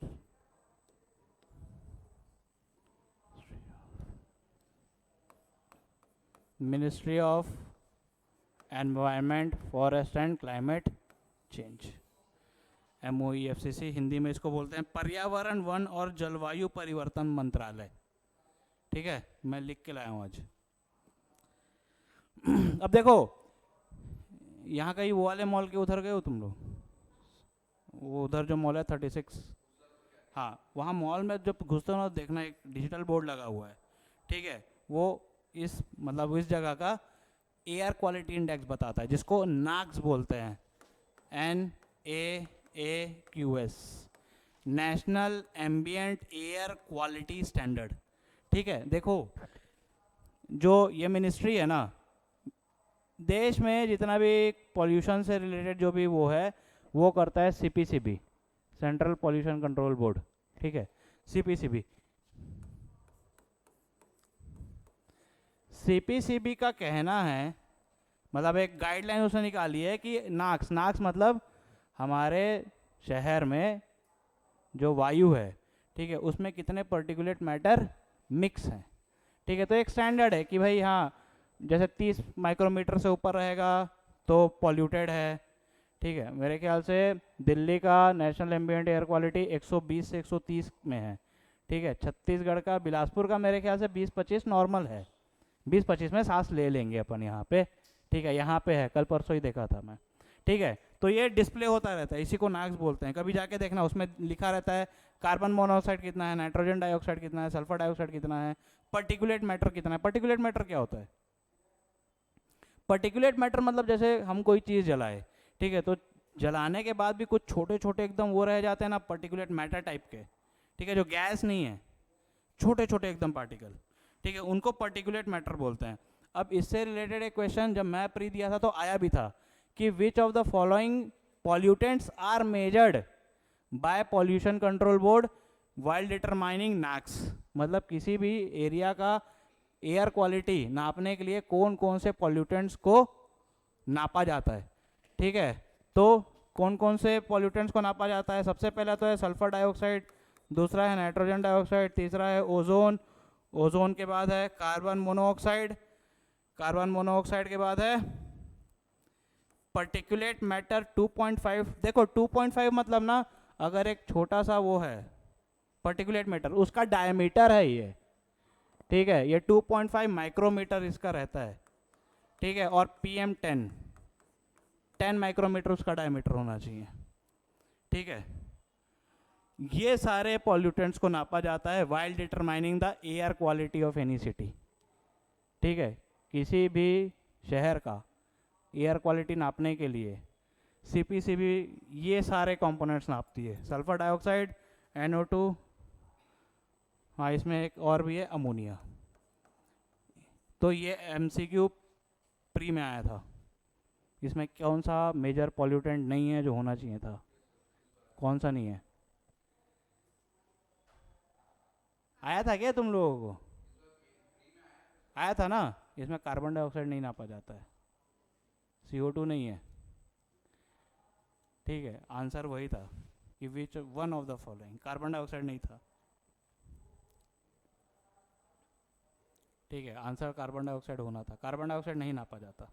ये सारे चीज़ नापे जाते हैं किसी भी जगह का एयर क्वालिटी कैसा है वो डिटरमाइन करने के लिए। वहाँ देखना बड़ा सा बोर्ड लगा है, डिजिटल बोर्ड, आप मॉल में एंटर करोगे वहीं बड़ा सा लगा हुआ है सेंटर। और ये संजय तरण पुष्कर करके जो है, गए हो कभी? स्विमिंग पूल जो है जहाँ पे स्विमिंग सिखाया जाता है, वहाँ पे बहुत बड़ा बोर्ड लगा है। अरे नहीं, ये मंगला चौक के पहले में ही है वो, ठीक है, जहाँ स्विमिंग सिखाया जाता है संजय तरण पुष्कर, वहाँ भी बहुत बड़ा बोर्ड लगा हुआ है, वहाँ पे भी देखना ये सब चीज़ नाक्स। तो ये जब मैं क्वेश्चन देखा था उसके बाद से मैं ये सारी चीज़ ध्यान देता हूँ, ठीक है। तो ये है स्वच्छ वायु सर्वेक्षण, ये मिला ministry of environment forest and climate change, NAAQS national ambient air quality standard, ठीक है। उसमें ये सारे पॉल्यूटेंट्स को मॉनिटर किया जाता है, कार्बन डाइऑक्साइड इसमें नहीं है, ठीक है। अभी देखना पटवारी वटवारी किसी ना किसी में पूछ देगा, एक जनरल ट्रेंड में बता रहा हूँ, ये जो नॉर्मल से सवाल है ना जो UPSC पूछता है, 100% किसी ना किसी PSC RI ये सब के पेपर में रिपीट होते हैं, 100% बता रहा हूँ मैं।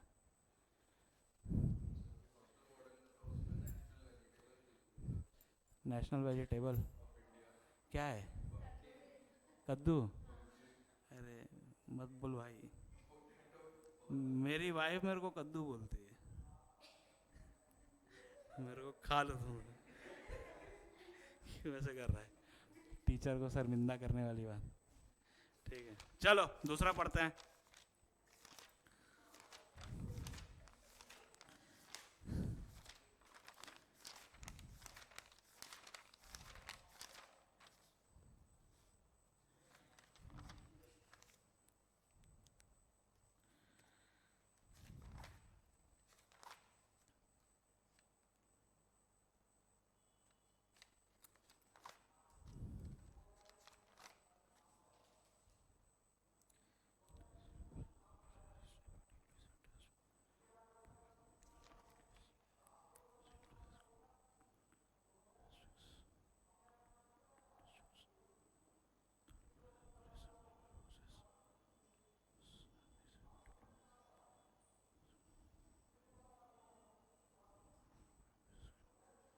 ठीक है, एक और न्यूज़ आई थी, वो त्रिपुरा वाला ही जो है उसी से रिलेटेड है, कि अभी एक इंटरव्यू में हमारे जो होम मिनिस्टर हैं श्री अमित शाह जी उन्होंने क्लेम दी, मतलब बंदे में दम है, वो जो बोलता है करता है, उन्होंने क्लेम दिया है कि आने वाले 2 से 3 साल में जो ये नक्सलिज्म की समस्या है, ठीक है, माओइस्ट इंसर्जेंसी जिसको बोलते हैं, ये ख़त्म हो जाएगा। और उन्होंने ये भी बोला कि ये मैक्सिमम डेडलाइन है, इसके पहले भी हो सकता है, ठीक है। इन इंटरव्यू उन्होंने ऐसा क्लेम किया, ठीक है।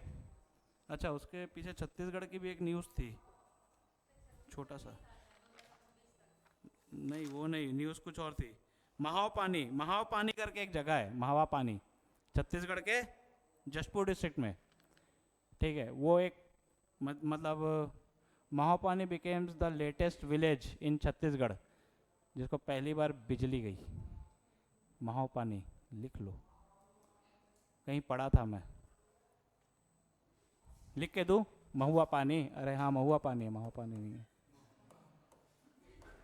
महुआ पानी, हाँ ना, ठीक है, जशपुर में है ये, विलेज है, पहली बार बिजली आई है। मेरे ख्याल से 2 साल पहले ना गवर्नमेंट क्लेम कर रही थी कि 100% इलेक्ट्रिफिकेशन हो गया है देश का, तो ये छूट गया होगा। मैं इसीलिए मेरे को वो गया, मैं बोला हाँ ना, की थी ना, 1-1.5 साल पहले क्लेम की थी कि नाउ इंडिया इज 100% इलेक्ट्रिफाइड, और फिर छत्तीसगढ़ गई था बगल में, इसीलिए मेरे को ये वो आया, मैं बोला ठीक है, लक ये है महुआ पानी, पहली बार इलेक्ट्रिसिटी किया। ठीक है, वापस आते हैं अमित शाह जी पे। ठीक है, I can tell you that in the next 2 to 3 years, I am giving you an outer limit. The country will be free from Maoist problem. Union home minister Shri Amit Shah ji. ठीक है, अब इसका हिस्ट्री तो मालूम है कि नक्सलिज्म का जो शुरुआत हुआ वो नक्सलबाड़ी नाम के एक देश बोल रहा हूँ, डिस्ट्रिक्ट में हुआ। ठीक है, कलकत्ता वेस्ट बंगाल के। ठीक है, अब जो हम करंट सिनेरियो देखें कि भाई ये ऐसा क्लेम क्यों कर रहे हैं, माओइस्ट प्रॉब्लम।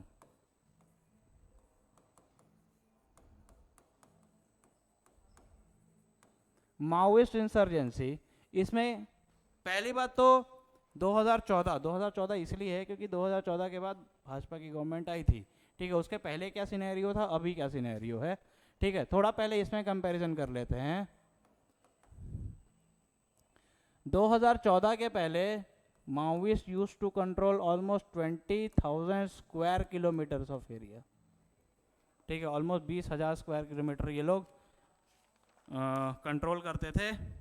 ठीक है, along 126 डिस्ट्रिक्ट्स, 126 डिस्ट्रिक्ट में देश के। ठीक है, अभी जो क्लेम किया जा रहा है वो ये है, now they have been confined to 5,000 square kilometers. ठीक है, and almost only up to 38 districts. अब सिर्फ 5,000 स्क्वायर किलोमीटर का एरिया अफेक्टेड है माओइस्ट से, and that extends to 38 districts. ठीक है, अब गवर्नमेंट जो क्लेम कर रही है ये इतना डिक्लाइन आया कैसे, तो गवर्नमेंट ने ये बोला कि हम 3 pronged स्ट्रेटेजी पे काम कर रहे हैं। ठीक है, माओइस्ट समस्या को हटाने के लिए 3 स्ट्रेटेजी काम कर रहे हैं। 3 स्ट्रेटेजीज, ये इंपॉर्टेंट है, ये आ सकता है that how what are the various strategies taken to eliminate Maoist insurgency in India। 3 strategy से काम हो रहा है। पहला स्ट्रेटेजी तो है counter insurgency operation. Counter insurgency operation मतलब माओइस्ट को मारने वाला जो भी ऑपरेशन है, ये एकदम पीक लेवल पे चल रहा है। ठीक है, जितने भी पैरामिलिट्री फोर्सेस ये सब जो हैं, they have been equipped with latest technology, latest weapons, जो भी। ठीक है, इस फोर्स को चाहिए। जनरली ये जो फोर्स है इसको बोलते हैं CAPF, छत्तीसगढ़ आर्म्ड फोर्स। इसकी बटालियन तुम लोग देखोगे, सशस्त्र बल करके है, छत्तीसगढ़ सशस्त्र बल, 6 करके। ठीक है, छत्तीसगढ़ में they are responsible for handling Maoist insurgency operation. ठीक है, that paramilitary forces has been provided with latest technology, weapons और जो भी उनको चाहिए। ठीक है, फिर दूसरा है, now the central government and state government they are working in coordination with each other. नहीं तो पहले क्या होता था कि जैसे छत्तीसगढ़ बोलती थी कि हमको 500 रुपये चाहिए, तो सेंट्रल गवर्नमेंट दे देती थी 500 रुपये। ठीक है, और कोई ऐसा कोऑर्डिनेशन नहीं होता था कि हमको आर्म्स चाहिए, टेक्नोलॉजी चाहिए, ये सब चाहिए, ड्रोन्स वगैरह चाहिए। ठीक है, तो अब क्या हो रहा है, दोनों गवर्नमेंट मिलके ये जो माओइस्ट ऑपरेशन है, इंसर्जेंसी है, इसके खिलाफ मिल के काम कर रहे हैं दोनों government, central government and state government. और तीसरा है, जो माओइस्ट अफेक्टेड एरिया है ना, वहाँ पे बहुत सारी डेवलपमेंटल एक्टिविटीज़ हो रही हैं। डेवलपमेंटल एक्टिविटीज़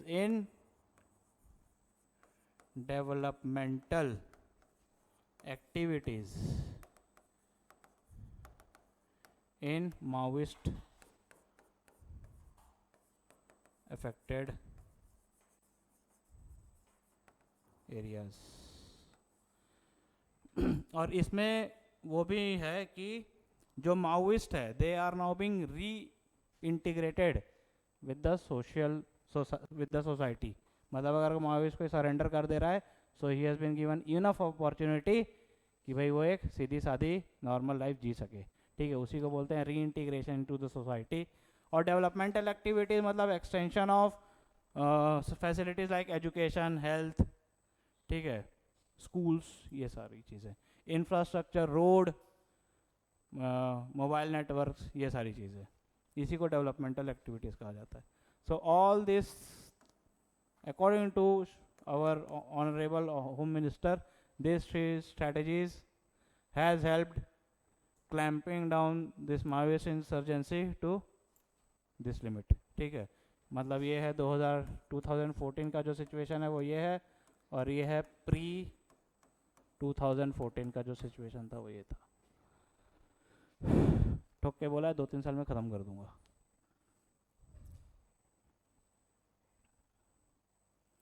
ठीक।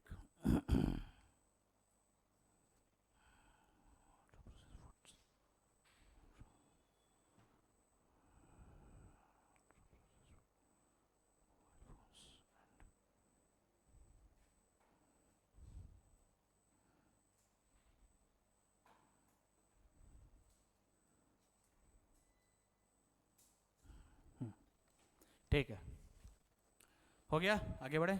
एक रिपोर्ट आई थी और बच्चों को लेके, मतलब आप ही लोग को लेके। वो रिपोर्ट ये कहती है कि हमारे देश का जो यूथ है, ठीक है, वो अब अपने जो cultural values, family values, emotional values से दूर होता जा रहा है। ठीक है, और इसके 3 वजह है। ठीक है, 3 रीजंस। और इस आर्टिकल का टाइटल था silent epidemic of mental ill India. बहुत अच्छा ये आर्टिकल है, मैं चाहता हूँ कि ना ये सब आप लोग एक बार खुद घर जाके खुद पढ़ना इस रॉ आर्टिकल को। Silent epidemic of mental ill India, specially youth.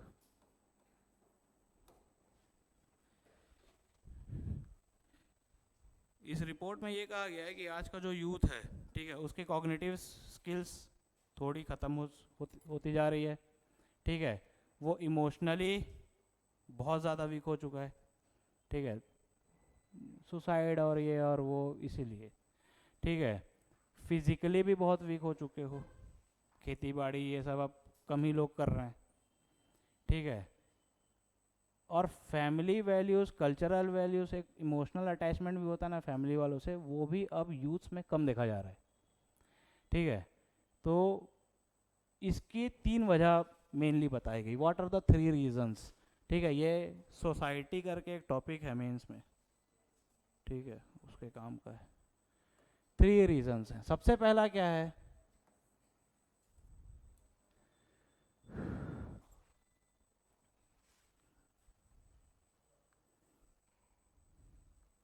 नहीं मैं वो एक टर्म खोज रहा हूँ, याद तो मेरे को है। हाँ, सबसे पहला रीज़न है earlier access to smartphones.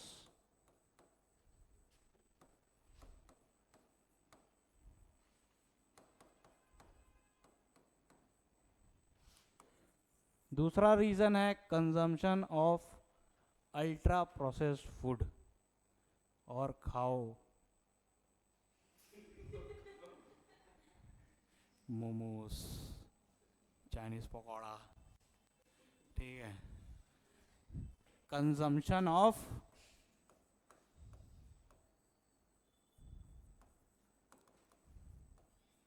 Ultra, इसको अल्ट्रा प्रोसेस्ड फूड्स कहा जाता है। ठीक है, और तीसरा है जो पता नहीं आखिरी बार तुम लोग कब किए थे,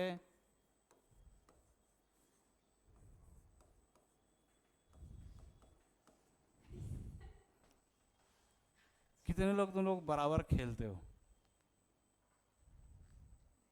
नहीं खेलते तो और कहाँ खेलेगी? घर तो महीने 2 महीने में एक बार जाएगी, वहाँ कहाँ खेलेगी बच्चा?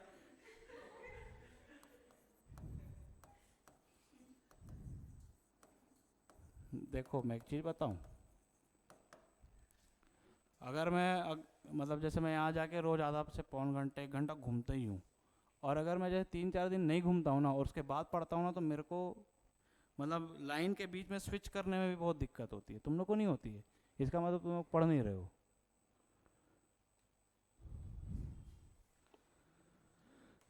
ज़्यादा पढ़ लेते हैं, दिमाग एकदम वो हो जाता है, और उस दिमाग को फिर लोड अनलोड करने के लिए थोड़ी देर ना खेलना कूदना पसीना बहाना पड़ता है, एकदम वो हो जाता है, समझ में नहीं आता है। मैं सही बता रहा हूँ कि आप 1 घंटा 1.5 घंटा कोई फिजिकल एक्टिविटी करना शुरू करो और उतनी ही देर पढ़ो। पढ़ने के ड्यूरेशन में कोई कमी, मतलब ज़्यादा वो करने की ज़रूरत नहीं है, आपकी प्रोडक्टिविटी बढ़ेगी, गारंटी में लिख के दे रहा हूँ। ये मैं खुद किया हूँ इसीलिए, क्योंकि मैं भी सोचता था पढ़ना है पढ़ना है पढ़ना है, ठीक है, लेकिन एक टाइम पढ़ने के बाद ना दिमाग एकदम ब्लॉक हो जाता है, कुछ जाती ही नहीं अंदर। और ये चीज़ मेरे को अच्छे से मालूम है कब हुआ था, जब मैं फ्रांस रिवॉल्यूशन पढ़ रहा था, वर्ल्ड हिस्ट्री, कुछ जा ही नहीं रहा था अंदर में। फिर मैं मम्मी के पास गया, मम्मी बोली क्या हो गया, बोला ऐसा ऐसा, बोली तू एक काम कर, तू शाम को कहीं जाता वाता भी नहीं है, मैं बताया ना तुम लोगों को, दोस्त वो फ़ोन के पागल हो गया ये। तो फिर मम्मी बोली तू थोड़ा साइकिल, फिर मैं साइकिल वाइकल चालू किया, फिर मेरे को सही में मैं बता रहा हूँ ये है चीज़ें, ठीक है, और ये प्रोडक्टिविटी बढ़ाएगी, बिल्कुल किया करो। वैसे अभी इसमें तुम जैसे सबकी बात हो रही है, ठीक है, दिस साइलेंट एपिडेमिक, मतलब ये वो महामारी है जो पता भी नहीं है और धीरे धीरे पूरे हिंदुस्तान को ग्रास्प कर ली है। सबसे पहला रीज़न तो है अर्लियर एक्सेस टू स्मार्टफोन्स।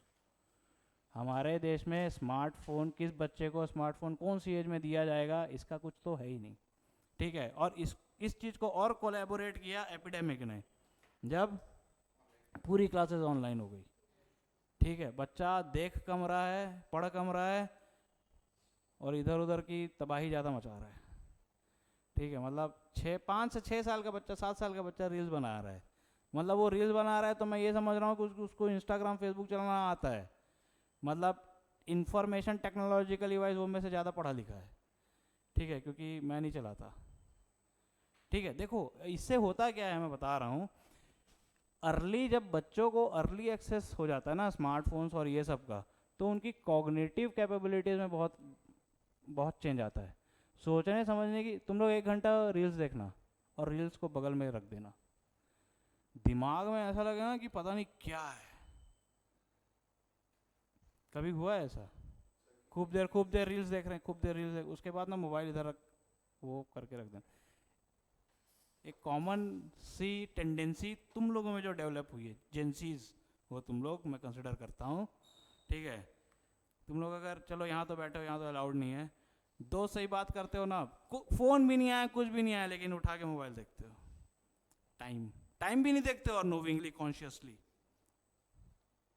होता है ऐसा। अगर घर में कुछ नहीं भी आया है, ठीक है, वाइब्रेशन में भी नहीं है, साइलेंट में भी नहीं है, एकदम नॉर्मल भी है, तो भी उठा के तुम लोग चेक करते हो, होता है। ऐसा क्यों होता है? ऐसा इसलिए होता है ना, क्योंकि तुम्हारा ब्रेन अब तुमको सिग्नल देने लगा है, तुम उस चीज़ के आदी हो चुके हो,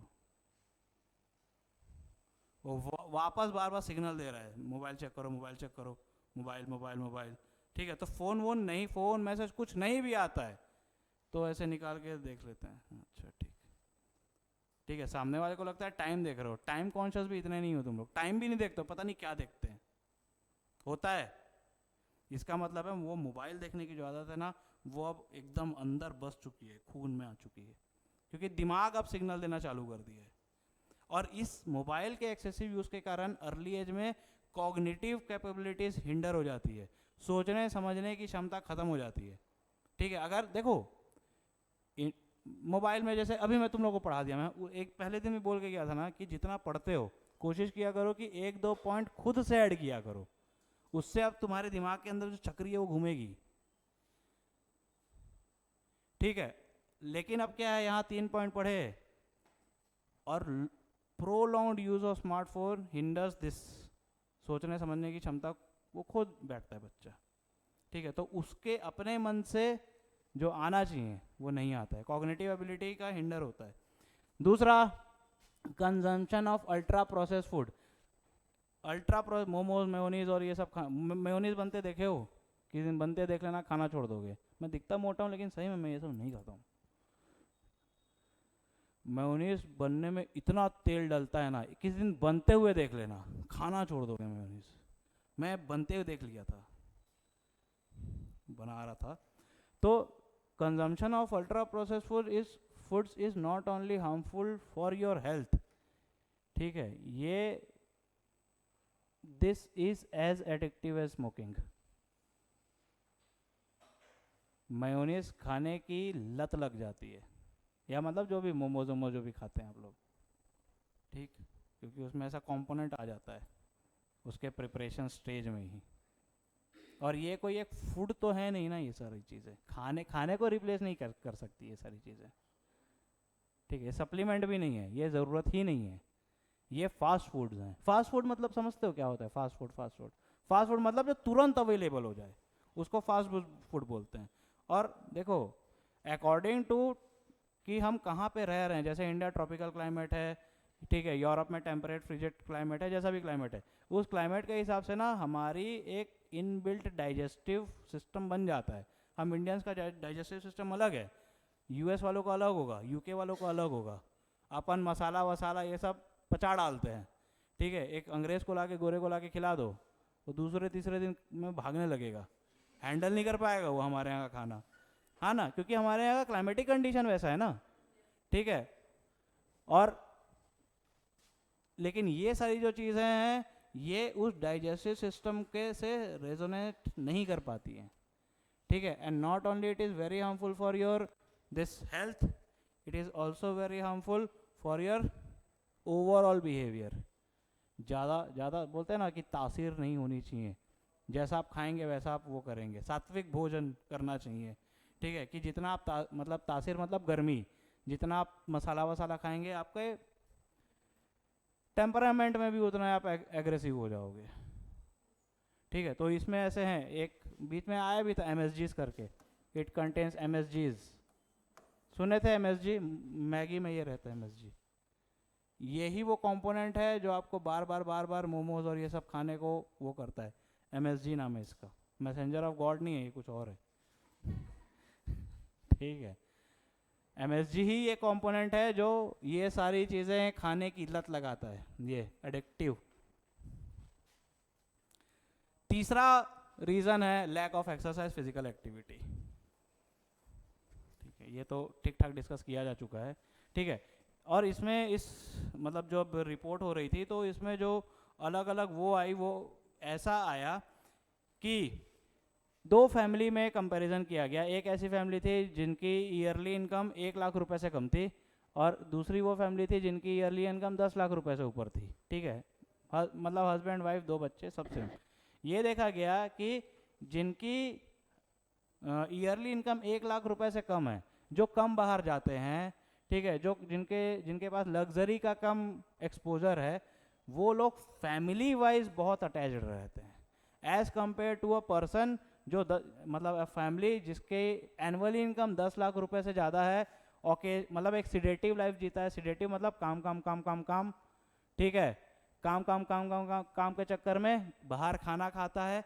तो फैमिली जो इमोशनल अटैचमेंट बॉन्डिंग है, फैमिली बॉन्डिंग, वो ये देखा गया है कि 1 लाख रुपए से कम इनकम में ज़्यादा है, और 10 लाख रुपए से ज़्यादा इनकम वालों में फैमिली बॉन्डिंग की बहुत कमी है, ठीक है। इसमें ये भी देखा गया कि जो स्कूल में इंग्लिश स्पीकिंग के नाम पे वो करवाया जा रहा है, स्पीकिंग इंग्लिश, ठीक है, ये भी बहुत बड़ा फैक्टर है फैमिली बॉन्डिंग का। और मतलब जब हम दूसरे से जाते हैं दोस्ती यारी, देखो क्या है कि अगर आपका दोस्त है ना, तो आप उसको नेटिव लैंग्वेज में ही बात करोगे तो बॉन्डिंग बनेगी, लेकिन इंग्लिश में आप अपने आप को एक्सप्रेस ही नहीं कर पाओगे। जब अपने आप को एक्सप्रेस ही नहीं कर पाओगे तो टीचर आपको कहाँ समझ पाएगा और आप टीचर को कहाँ समझ पाओगे। There always will be a lack of communication. तो ये पाया गया कि जो इंडियन स्कूल्स में, ठीक है, जो ये एक चीज़ चल रही है that speak in English, it has ultimately उसने क्या कर दिया है, बच्चे को अपने परिवार से दूर कर दिया है, ठीक है। क्योंकि बच्चा जब घर में जाता है तो फिर उसकी मम्मी बोलती है ना, बेटा इंग्लिश बोल के दिखा, तो उसका मेंटल इम्पैक्ट कहीं ना कहीं उस बच्चे पे रह जाता है, and this results in child being getting aloofed from his family. ठीक है, तो ये सारी कुछ कुछ रिपोर्ट थी, बहुत अच्छा ये आर्टिकल है। डेट मैं बता दूं कि कब की है ये एक बार ना मैं चाहता हूँ कि तुम लोग पढ़ो घर जाके। ये हाँ संडे का है, 8 सितंबर का, इंडियन एक्सप्रेस में आया था ये। हाँ एडिटोरियल, साइलेंट एपिडेमिक, ये बहुत अच्छा है। इसमें और भी बहुत सारे कुछ कुछ पॉइंट्स थे, जैसे रिस्ट्रिक्टेड प्ले एरियाज। हाँ, हम जब खेलते थे तो पूरा हम मोहल्ला था, ठीक है, मोहल्ला में ज़्यादा घर नहीं थे क्योंकि पॉपुलेशन कम थी। ठीक है, पॉपुलेशन कम थी तो घर कम थे तो बहुत सारे मतलब प्लॉट्स खाली थे, तो हम लोग वहीं क्रिकेट विकेट खेल लेते थे खाली प्लॉट्स में। अब ये चीज़ देखने को मिल रहा है, ठीक, जैसे हम अपने मोहल्ले में देखते हैं कि एक भी ऐसा प्लॉट ही खाली नहीं है, तो बच्चे खेलेंगे कहाँ। अभी तुम लोग बिलासपुर में ही देखना, यहाँ पे अलग से वो प्लेग्राउंड बनाया गया है। ठीक है, ये इधर आगे में इधर पे है, एक उधर पे भी बनाया गया, वो जो पेट्रोल पंप है उसके बगल में। ठीक है, वो जाली वाली लगा के पेट्रोल पंप मतलब प्लेग्राउंड बनाए हैं वो। अब उस प्लेग्राउंड में खेलने के लिए पैसा लगेगा, ठीक है, लेकिन खेल हमेशा फ्री होना चाहिए। प्लेग्राउंड ही नहीं है ना, अब कहाँ प्लेग्राउंड है? यहाँ तुमको कहाँ दिखता है कि खेल पाओगे? अर्बनाइजेशन, ये चीज़ मैं भी ऑब्जर्व करता हूँ कि अब जहाँ हम पहले खेलते थे वहाँ तो अब घर बन चुके हैं, तो आज के बच्चे खेलेंगे कहाँ? फिर इंक्रीज पेरेंटल प्रेशर कि पढ़ना है पढ़ना है पढ़ना है, नीट आईआईटी है, नीट आईआईटी नीट आईआईटी। ठीक है, ये सारा चीज़ जो है, जो हमारे यूथ हैं, जो बच्चे हैं, उनको मेंटली इल बना रहा है। बहुत अच्छा आर्टिकल था ये, सोसाइटी जो वो है मेंस का, बहुत अच्छा आर्टिकल है ये। ठीक,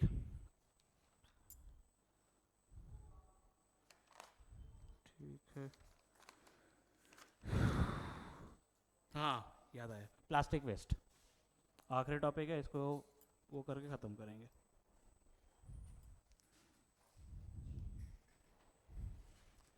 प्लास्टिक वेस्ट मैनेजमेंट।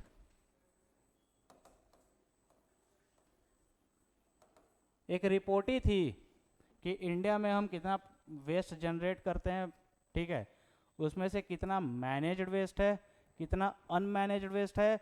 और अगर अनमैनेज वेस्ट में देखो, अनमैनेज बताता हूँ, ठीक है, तो ऐसा था कि इंडिया ऑन एन मतलब ऑन एन एवरेज हर साल हम 251 metric ton plastic waste generate करते हैं। ठीक है, अब इस 251 प्लास्टिक मेट्रिक टन्स का ऑलमोस्ट 199 टन्स जो है ये मैनेज वेस्ट है, मैनेज्ड वेस्ट।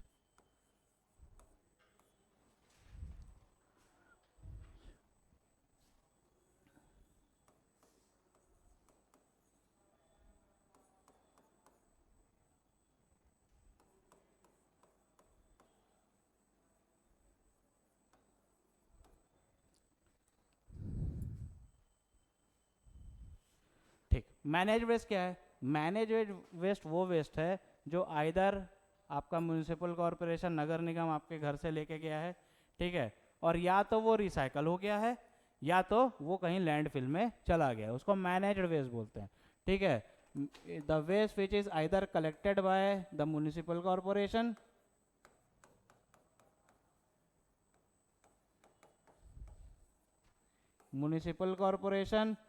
और आइदर रिसाइकल्ड, मतलब वो वापस यूज में आ गया है या ये कहीं लैंडफिल में पड़ा हुआ है, ऐसे वेस्ट को हम बोलते हैं मैनेज्ड वेस्ट। और ये अनमैनेज्ड वेस्ट वो है जो रोड के किनारे कहीं इधर उधर पड़ा हुआ है। ठीक है, इस 52 मैट्रिक टन में भी दो कैटेगरी है, एक है बर्न्ड जिनको जला दिया गया है, और ये सिर्फ प्लास्टिक वेस्ट की मैं बात कर रहा हूँ, ठीक है, और दूसरे हैं जो अनबर्न्ड। देखते होगे टायर जला देते हैं, प्लास्टिक जला दिए, अभी ठंडी आएगी तो हमारे यहाँ आजकल लकड़ी कम प्लास्टिक ज़्यादा जलता है। ठीक है, पहले सूखी लकड़ी खोजते थे आग चालू करने के लिए, आजकल प्लास्टिक खोजते हैं। देखे हो, प्लास्टिक ले आना का, आना।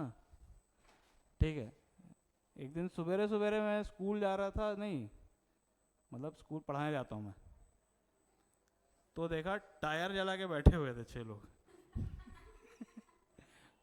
मैं बोला आधा घंटा थोड़ा और अच्छे से बैठ, खुद ही मर जाओगे।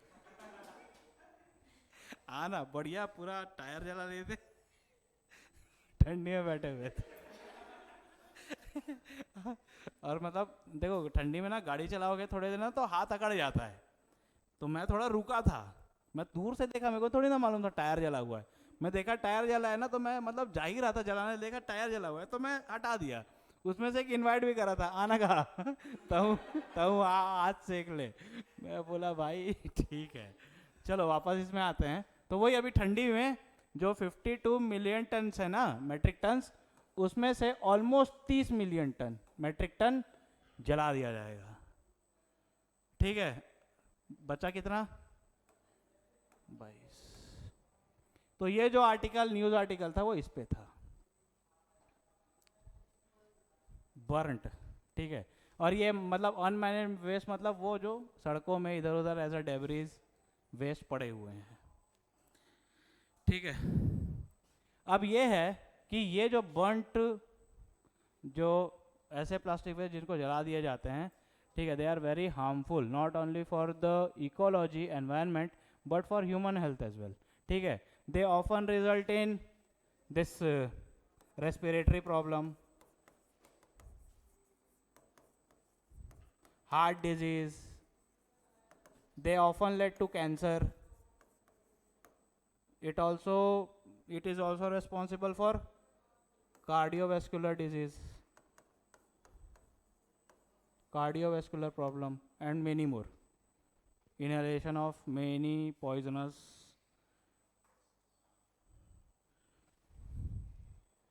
neurological disorders as well.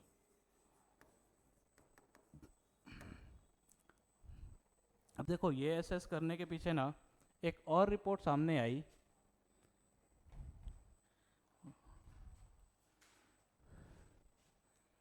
और वो ये थी कि एक और ऑब्जर्वेशन सामने आया कि हम जनरली जैसे प्लास्टिक वेस्ट, मतलब प्लास्टिक वेस्ट को जलाने वाली जो समस्या है, ठीक है, ये जो समस्या है ना, ये हाई इनकम कंट्रीज में नहीं है। ठीक है, मतलब जो डेवलप्ड इकोनॉमीज हैं वहाँ पे नहीं है। ठीक है, ये जो प्लास्टिक बर्निंग की समस्या है ये लो या पुअर इनकम कंट्रीज में ही है।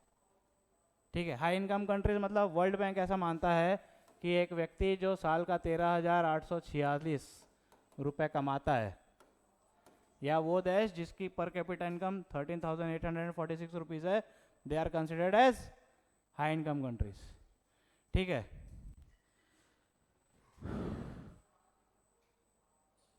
ये हाँ, तो ये जो प्लास्टिक बर्निंग की समस्या है ये हाई इनकम कंट्रीज में नहीं है। ठीक है, मतलब जितना भी पॉल्यूटेंट है उसमें 60% जो प्लास्टिक वेस्ट से जनरेटेड जो पॉल्यूटेंट है, it is generated by 20 Nations. ठीक है, मतलब प्लास्टिक वेस्ट से अगर 100% पॉल्यूशन हो रहा है तो उसका 60% सिर्फ 20 देश जला रहे हैं, और वो 20 हाई इनकम देश नहीं है, they are low income countries या पुअर कंट्रीज जिनकी पर कैपिटा इनकम उससे कम है। ठीक है, इसका मतलब है कि प्लास्टिक बर्निंग के लिए जो डेवलप्ड इकोनॉमीज हैं दे आर नॉट रिस्पॉन्सिबल। जो पुअर, जैसे इंडिया ही देख लो ना, तुम लोग कहीं भी चले जाओ, कहीं भी कहीं। एक बार मैं नानी के घर गया था, तो मैं सोचा कहीं, मतलब है डोंगरगढ़ में उनका घर है, तो मैं आगे निकल गया। मैं सोचा यार कहीं ना घर में कुछ लड़ाई झगड़ा हो गया था मेरा, गुस्से में निकला, तो मैं सोचा कहीं ऐसी जगह जाके बैठूँ ना एकांत में थोड़ा। तो मैं जितने भी जगह गया एकांत में, वहाँ इंसान कोई नहीं मिला, लेकिन प्लास्टिक डिस्पोजल ये हर जगह मिला। सही में बता रहा हूँ, ये प्रॉब्लम है। मैं चैलेंज दे रहा हूँ, अगले हफ्ते फिर अपन ये कंडक्ट करेंगे करंट अफेयर में, अगले हफ्ते फिर आऊँगा। तुम लोग बिलासपुर के आसपास कोई भी ऐसी सेक्लूडेड प्लेस देख लो जहाँ पे प्लास्टिक नहीं है, अच्छी सी एकदम एकांत वाली जगह है, लेकिन वहाँ तुम लोग प्लास्टिक डिस्पोजल 100% दिखेगा, लेस का फेंका हुआ पैकेट। ठीक है, ये बहुत बड़ा एनवायरमेंटल प्रॉब्लम है। ठीक है, और इससे एक जो कल्चरल और जो साइकोलॉजिकल इफेक्ट वो अलग है। उस गंदी जगह पे बैठे हुए कैसे? ट्रेन में एक लाइन लिखी हुई थी गंदगी पे, और वो ये थे कि गंदगी सोच समझ के कीजिए, क्योंकि वो गंदगी जिसको आप देखना ही पसंद नहीं करते हैं वो उसको आप ही के जैसा कोई इंसान साफ करता है। ठीक है, तो ये कभी कभार ना कुछ पड़ जाते हैं ना तो अपना दिमाग में एकदम लग जाती है कि भाई जो साफ कर रहा है वो भी तो इंसान ही है ना, फिर अपन ह्यूमन राइट्स की बात करते हैं। ठीक, तो ये सब था प्लास्टिक वेस्ट। कल अपन मोस्टली इंटरनेशनल रिलेशंस की बात करेंगे, इंडिया यूएई, पूरा इंडिया का सेमीकंडक्टर चिप मैन्युफैक्चरिंग जो है, फिर India Singapore, India Malaysia, India Bruny, और थोड़ा इंडिया अगर टाइम बच गया तो इंडिया और नेबरिंग कंट्रीज़। देखो क्या है, सुनो अब। अच्छा ये आज सुन, क्योंकि बोल बच्चन टॉपिक है लेकिन अच्छा टॉपिक था ये, दो अलग अलग उसमें आया था दिन में, तो ये दोनों को मैं मर्ज कर दिया। ठीक है, कि इंडिया ने अपने पड़ोसियों में डेमोक्रेसी लाने के लिए क्या क्या रोल प्ले किया। ठीक है, तो अगर हम बांग्लादेश की बात करें तो बांग्लादेश में 2008 में इलेक्शन हुआ था, उसके पहले वहाँ मिलिट्री रूल लगा हुआ था। ठीक है, 2008 के बाद वहाँ शेख हसीना की सरकार आई थी, and since then she is ruling the country. ठीक है, उसके बाद श्रीलंका की बात करें तो श्रीलंका में 34 साल का एलटीटी, ठीक है, लिबरेशन टाइगर्स ऑफ तमिलिलम, श्रीलंका उससे अफेक्टेड था, इंडिया ने वहाँ पे भी रोल प्ले किया। मालदीव्स में भी उसके पहले वहाँ पे क्या नाम है 2008 में ही म्यांमार और बांग्लादेश और क्या नाम है मालदीव्स में एक ही साल इलेक्शन हुआ था 2008। ठीक है, और 2008 के पहले मालदीव्स में भी मतलब मिलिट्री रूल ही था एक तरीके से। ठीक है, एक डिक्टेटर टाइप का रूलर था वहाँ पे, तो वहाँ पे भी एक फिर ऑल पार्टी मतलब एक कोएलिशन गवर्नमेंट बनी थी। ठीक है, वहाँ पे भी इंडिया ने इंटरफियर किया था, बहुत हेल्प की थी मालदीव्स को। और पर्टिकुलरली बांग्लादेश में तो जो उस टाइम के एक्सटर्नल अफेयर्स मिनिस्टर थे प्रणब मुखर्जी, इसीलिए उनको नोबेल प्राइज़ भी नोबेल प्राइज़ बोल रहा हूँ, भारत रत्न भी दिया गया था प्रणब मुखर्जी को, उस टाइम बहुत एक्टिव रोल प्ले किया था उन्होंने।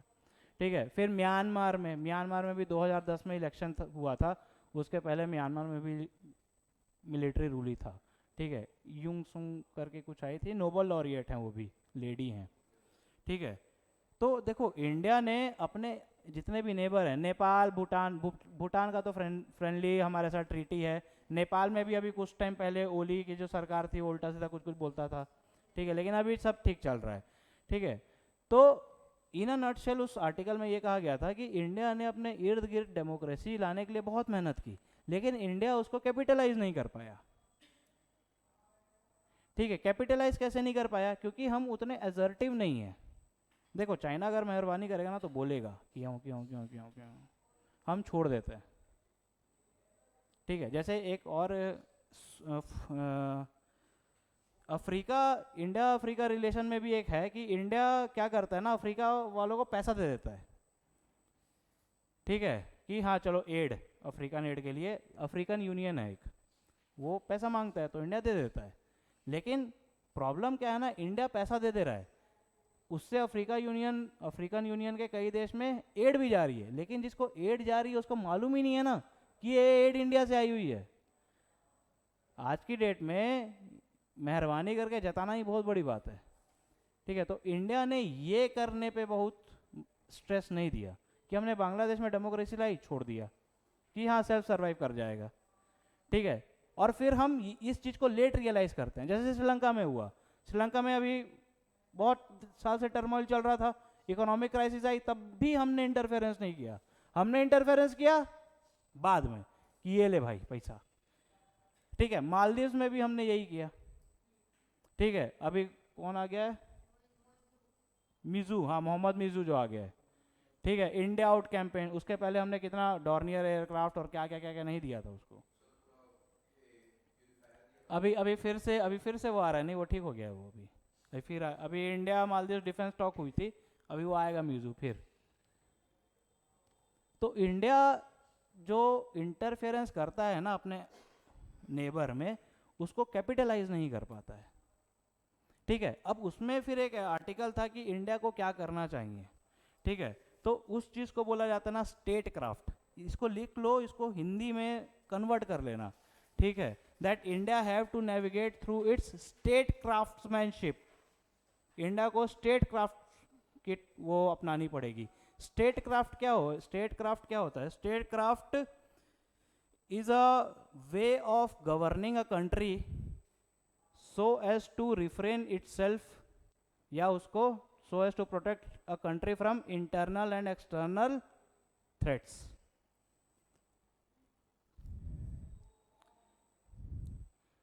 और इसके कोर में है, the core of the state craft is national interest. ठीक है, कि हम अपने नेबरिंग कंट्रीज के साथ एक ऐसा पॉलिटिकली, इकोनॉमिकली, जो भी है, ऐसा कुछ प्रोपागेंडा अपनाएं, ठीक है, ताकि हम अपने नेशनल इंटरेस्ट को सबसे ऊपर रख सकें और उसके बाद नेबरिंग कंट्रीज में जो भी वो है. अभी अगर हम देखेंगे तो एक भी नेबरिंग कंट्री, बांग्लादेश के वो सुनते हो तुम लोग, कल वहाँ पे न्यूज़ आया, एक ढाका यूनिवर्सिटी का प्रोफेसर था, पढ़ा लिखा व्यक्ति, वो ये बोल रहा है कि हमको वापस पाकिस्तान से वो कर लेना चाहिए, फ्रेंडशिप कर लेना चाहिए. और वीडियो है इसका, बांग्लादेश को अगर कोई खतरा है तो वो भारत से ही है. ठीक है, फिर वो लोग मतलब they are going back to the time कि हम अपने देश बंगला हम छोड़ देंगे, we will go back to Urdu. और अगर भले पाकिस्तान हमसे माफ़ी ना मांगे, इसके बाद भी हमको पाकिस्तान के साथ अपने टाइज बढ़ा देना चाहिए. और ये पूरा मतलब नेशनल टीवी पे ब्रॉडकास्ट हो रहा था, कल ही ये न्यूज़ आई है. ठीक है, मतलब वो सब वो लोग भूल गए. और उसमें ये भी था कि बांग्लादेश को जो सबसे बड़ा खतरा है वो भारत है, जबकि कुछ किए ही नहीं हम. ये इसी के उसमें रिएक्शन में ये आया था that India should navigate it's way through states craftsmanship. ठीक है, कि हमको दूसरे देश में थोड़ा थोड़ा इंटरफियरेंस करते रहना चाहिए. जैसे अभी थोड़े साल पहले न्यूज़ भी आई थी कि रशिया ने हो सकता है कि यूएस के इलेक्शन में इंटरवीन किया है. आई थी न्यूज़, सॉरी, रशिया ने यूएस के इलेक्शन में इंटरफियर किया है कहीं ना कहीं, जब डोनाल्ड ट्रंप प्रेसिडेंट बना था. अभी भी ऐसा न्यूज़ है कि जो सोचो बांग्लादेश में जो टर्मोइल हुआ है, ठीक है, जो अभी की गवर्नमेंट आउटकास्ट हुई है शेख हसीना, उसमें पाकिस्तान का बहुत बड़ा रोल है. और हम थोड़ा मतलब सॉफ्ट पावर के चक्कर में इतने सॉफ्ट हो जाते हैं ना कि अल्टीमेटली वो हमें ही बैकलैश करता है. अभी भी बांग्लादेश को हम मतलब बांग्लादेश से हमको इकोनॉमिकली बहुत पैसे लेने हैं, हमारे बहुत बड़े स्टेक्स हैं बांग्लादेश में. और एक तो पड़ोसी मुल्क है, अदानी के शेयर्स वो गिर रहे हैं, अदानी का पैसा भी नहीं दे रहा है, और पता नहीं दे भी पाएगा कि नहीं दे पाएगा. सोचो, एक पाकिस्तान से हम परेशान है, दूसरा पाकिस्तान बनने के कगार पे है. ये बांग्लादेश का issue, it needs to be solved ASAP. नहीं तो ये थर्ड मोस्ट पॉपुलस कंट्री दुनिया का कौन सा है? बांग्लादेश है. पहले इंडिया, फिर चाइना, फिर बांग्लादेश. ठीक है, अगर वो कंट्री फेल्ड स्टेट हो गया तो वहाँ पे जितने इमिग्रेंट्स आएंगे वो हम रोक नहीं पाएंगे. अभी भी आप लोग अगर मेरे ख्याल से रेलवे स्टेशन के पास में जो इधर उधर दिखते हैं ना, पॉसिबली दे आर इमिग्रेंट्स. आप रेलवे स्टेशन के पास जाइए, वहाँ देखना रोड के किनारे इधर, ठीक है, अनऑर्गेनाइज उन लोग, उनके पास वो हुआ भी. मेरे भैया हैं, वो डीएसपी हैं, वो बताए ये लोग सुना सब वही हैं. Most of them are the migrants. और हमको वो दिख नहीं रहे ना, क्योंकि हम तो सोच रहे हैं यार ये जो दिक्कत है वो तो वेस्ट बंगाल, असम में होगी. वो लोग एक बार एंटर करते हैं and then they get scattered over the whole country. और फिर हमारे जो रिसोर्सेज हैं, जो हमारे देश के लोगों के लिए होने चाहिए थे, वो बहुत सारी पॉसिबिलिटी है, ये बहुत मैक्सिमम पॉसिबिलिटी है कि उसमें से बहुत सारे लोग माइग्रेंट्स हैं. ठीक है, मैं छत्तीसगढ़ गया था अभी थोड़ी देर पहले, मतलब कुछ साल पहले, 1-1.5 साल पहले. पखानजोर करके एरिया है, पखानजोर, वहाँ पे पूरे बंगाली माइग्रेंट्स हैं. मतलब most of the people there they speak Bengali. मेरे पापा वहाँ एसबीआई में थे तो मैं वहाँ गया हुआ था. हाँ, 71 वॉर वाला है, लेकिन उनमें से वहाँ देखना 6 बजे के बाद बस नहीं चलती है. एक तो नक्सलाइट अफेक्टेड एरिया भी है, लेकिन वही लोग ये सब चीज़ में इन्वॉल्व हैं. मैं गया था, बीएसएनएल का सिम मतलब मेरा जियो का था वहाँ, बी एयरटेल का था उस टाइम, BSNL का सिम बस चलता है वहाँ पे, और BSF भी स्टेशनड है। और देखो एक जगह में ना आप घूमोगे ना तो आपको वाइब से समझ में आ जाएगा। वहाँ मेरे को लग रहा था कि 6 बजे के बाद यार यहाँ से भागो। ठीक है, मेरा मतलब वैसा कुछ नहीं है बंगाली वो ठीक है, वो माइग्रेंट्स बहुत पॉसिबिलिटी है इसकी। ठीक है, तो एक ये स्टेट क्राफ्ट्समैनशिप वाला था, ये दोनों उसको आर्टिकल को मैं वो किया था कि India's role in sustaining the democracy of its neighbour and its failure. ठीक है, तो हमारे दो फेलियर भी रहे with respect to Pakistan and China, और वो ये था that we have failed to the maximum extent of curbing the menace of terrorism. हमने टेररिज्म को ख़त्म करने के लिए कुछ ज़्यादा हार्ड स्टेप लिए भी नहीं। ठीक है, और पाकिस्तान और चाइना दोनों हमेशा खड़े रहते हैं हमारे बॉर्डर पे उंगली करने को, और हम कोई एक ड्रास्टिक या कोई स्ट्रॉन्ग मैसेज स्टेप ले ही नहीं रहे हैं। पहला तो ये था। इंडिया इस फ्रंट में भी तो फेल हुआ ना कि यार ऐसा कैसा है कि पाकिस्तान, चलो चाइना ठीक है, पाकिस्तान जैसा फेल्ड स्टेट वो जब देखो हमारे बॉर्डर में टेंशन करता रहता है। और दूसरा ये था कि जो हमारे साथ, हमारा चाइना के साथ जो ट्रेड डेफिसिट है, चाइना के साथ हमारा 85 बिलियन डॉलर्स का ट्रेड डेफिसिट है। अभी थोड़ा कम हो गया है, 2-3 साल पहले 100 बिलियन के आसपास था। ठीक है, और इस trade deficit, problem trade deficit का नहीं है, प्रॉब्लम है that India's increasing reliance on China. China के इंपोर्ट से इंडिया चल रहा है, अगर वो इंपोर्ट आना बंद हो जाएगा, हमारे पास इतनी मैन्युफैक्चरिंग फैसिलिटीज कैपेबिलिटी नहीं है, तभी तो ला रहे हैं। ठीक, और इसका तीसरा एंगल ये था कि इंडिया अपने डिफेंस इक्विपमेंट या डिफेंस फुलफिलमेंट के लिए भी दूसरे देशों पे निर्भर है, लार्जली रशिया और फ्रांस। ठीक है, फ्रांस से तो अभी आ रहा है, उसके पहले इजराइल, और रशिया और इजराइल दोनों वॉर में बिजी हैं, वो भी डिफेंस इक्विपमेंट हमको दे नहीं पाएंगे। कल की न्यूज़ थी कि अभी जो सुखोई MK-30 के लिए जो इंजन का मेंटेनेंस जो लगता है ना, वो अब इंडियंस, मतलब जो HAL है, हिंदुस्तान एरोनॉटिक्स लिमिटेड, वो इंडियन प्राइवेट कंपनियों को ही वो देगी, टेंडर देगी।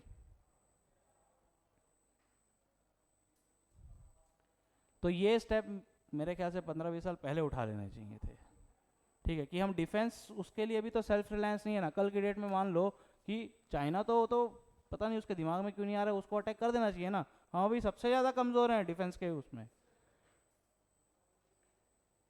रशिया दे ही नहीं पाएगा, डिफेंस एक्सपोर्ट कर ही नहीं रहा है, वो मांगने पे भी नहीं देगा, क्योंकि अपने में ही पूरा लगा दे रहा है ना। वो तो ईरान से ड्रोन्स ले रहा है, इसराइल देगा नहीं हमको, हमारी खुद की कैपेबिलिटी है नहीं। DRDO में क्या बन रहा है? कुछ नहीं बन रहा है। हिंदुस्तान तेजस हम कई साल से बना रहे हैं, आज तक नहीं बना पाए ठीक से। तेजस का जब मतलब इनिशियली आया था, मेरे ख्याल से first year second year graduation में था मैं बहुत एक्साइटेड था, चलो यार अब बनेगा अब बनेगा अब बनेगा। ठीक है, फिर हमने बहरेन से सौदा भी किया था, बहरेन हमारे पास है 5-6 तेजस लेके भी गया था, एक ठोक वहाँ पे वो हो गया, क्रैश हो गया था। मैं तेजस का न्यूज़ को उस टाइम से फॉलो कर रहा हूँ। LCA है, लाइट कॉम्बैट एयरक्राफ्ट है, ठीक है, सिंगल इंजन है, उसके इंजन की टेक्नोलॉजी, और इंजन भी हम नहीं बना पाए। वो इंजन हम कहाँ से लिए मालूम है? यूक्रेन से, तो भी नहीं बना पा रहे हम। तो this are the many factors which has affected India in its sovereignty, और जो हमारे नेबर्स हमको वो करते हैं। हाँ, बांग्लादेश इसलिए भी कर वो है कि वो प्रोफेसर बोल रहा था कि ठीक है हम पाकिस्तान से अलाइन हो जाएंगे तो कम से कम एक न्यूक्लियर पावर देश तो हो जाएंगे। और अभी कल परसों एक और न्यूज़ आई है कि हो सकता है रशिया ने ईरान को सीक्रेटली न्यूक्लियर वेपन्स दिए हैं।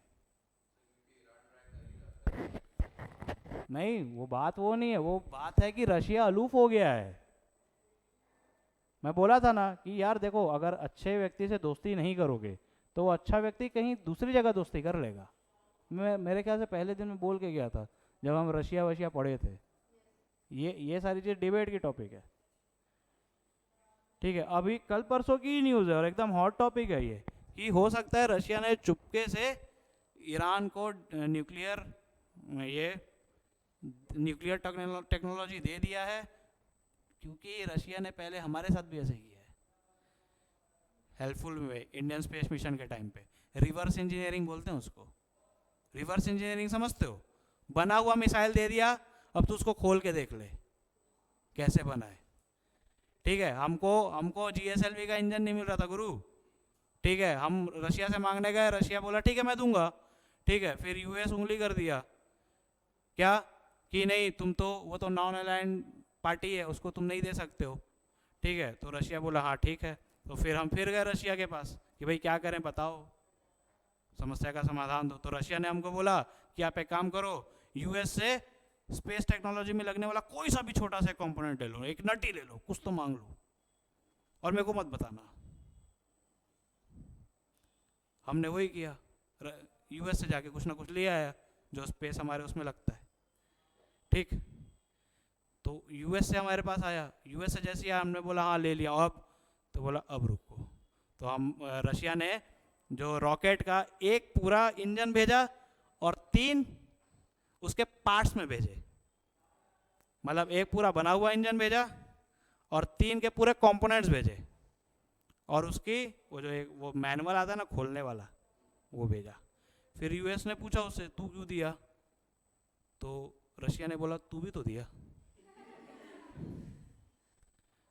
तो रशिया अपने देश पे आई तो अपने को मजा आ रहा है, तो वो ईरान के साथ 100% कर सकता है रशिया, मेरे को ये डाउट ही नहीं है कि नहीं दिया होगा। 2 दिन कल परसों यही न्यूज़ चल रही है, तुम लोग पता नहीं कैसे नहीं देख रहे हो।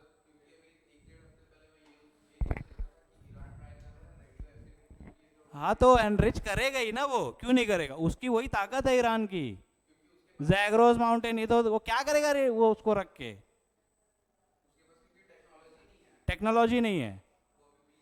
और इसी को रिवर्स इंजीनियरिंग बोलते हैं कि पूरा मिसाइल बना के दे दिया हूँ, खोल के देख ले। तो खोल के देख लेगा तो यार इतना गधा थोड़ी ना है कि वो खुद नहीं बना पाएगा, ठीक है। अभी 1-2 दिन मतलब हो सकता है कि अगले हफ्ते के करंट अफेयर में उसको डालता मैं, तो मैं वही तो बोल रहा हूँ कि अगर अच्छे दो व्यक्ति से दोस्ती नहीं करोगे तो वो तो गंदों में जाके दोस्ती, तो man is a social animal, हम सामाजिक प्राणी हैं, है कि नहीं। तो ऐसा है, तो ये आज का ख़त्म हुआ यहाँ। कल अपन मेनली ना इंटरनेशनल रिलेशन बात करेंगे, India UAE, Singapore, Malaysia, Bruny और ये सब, ठीक है। ठीक, बाप रे, ये सब का फ़ायदा हो रहा है तुम लोग को पक्का?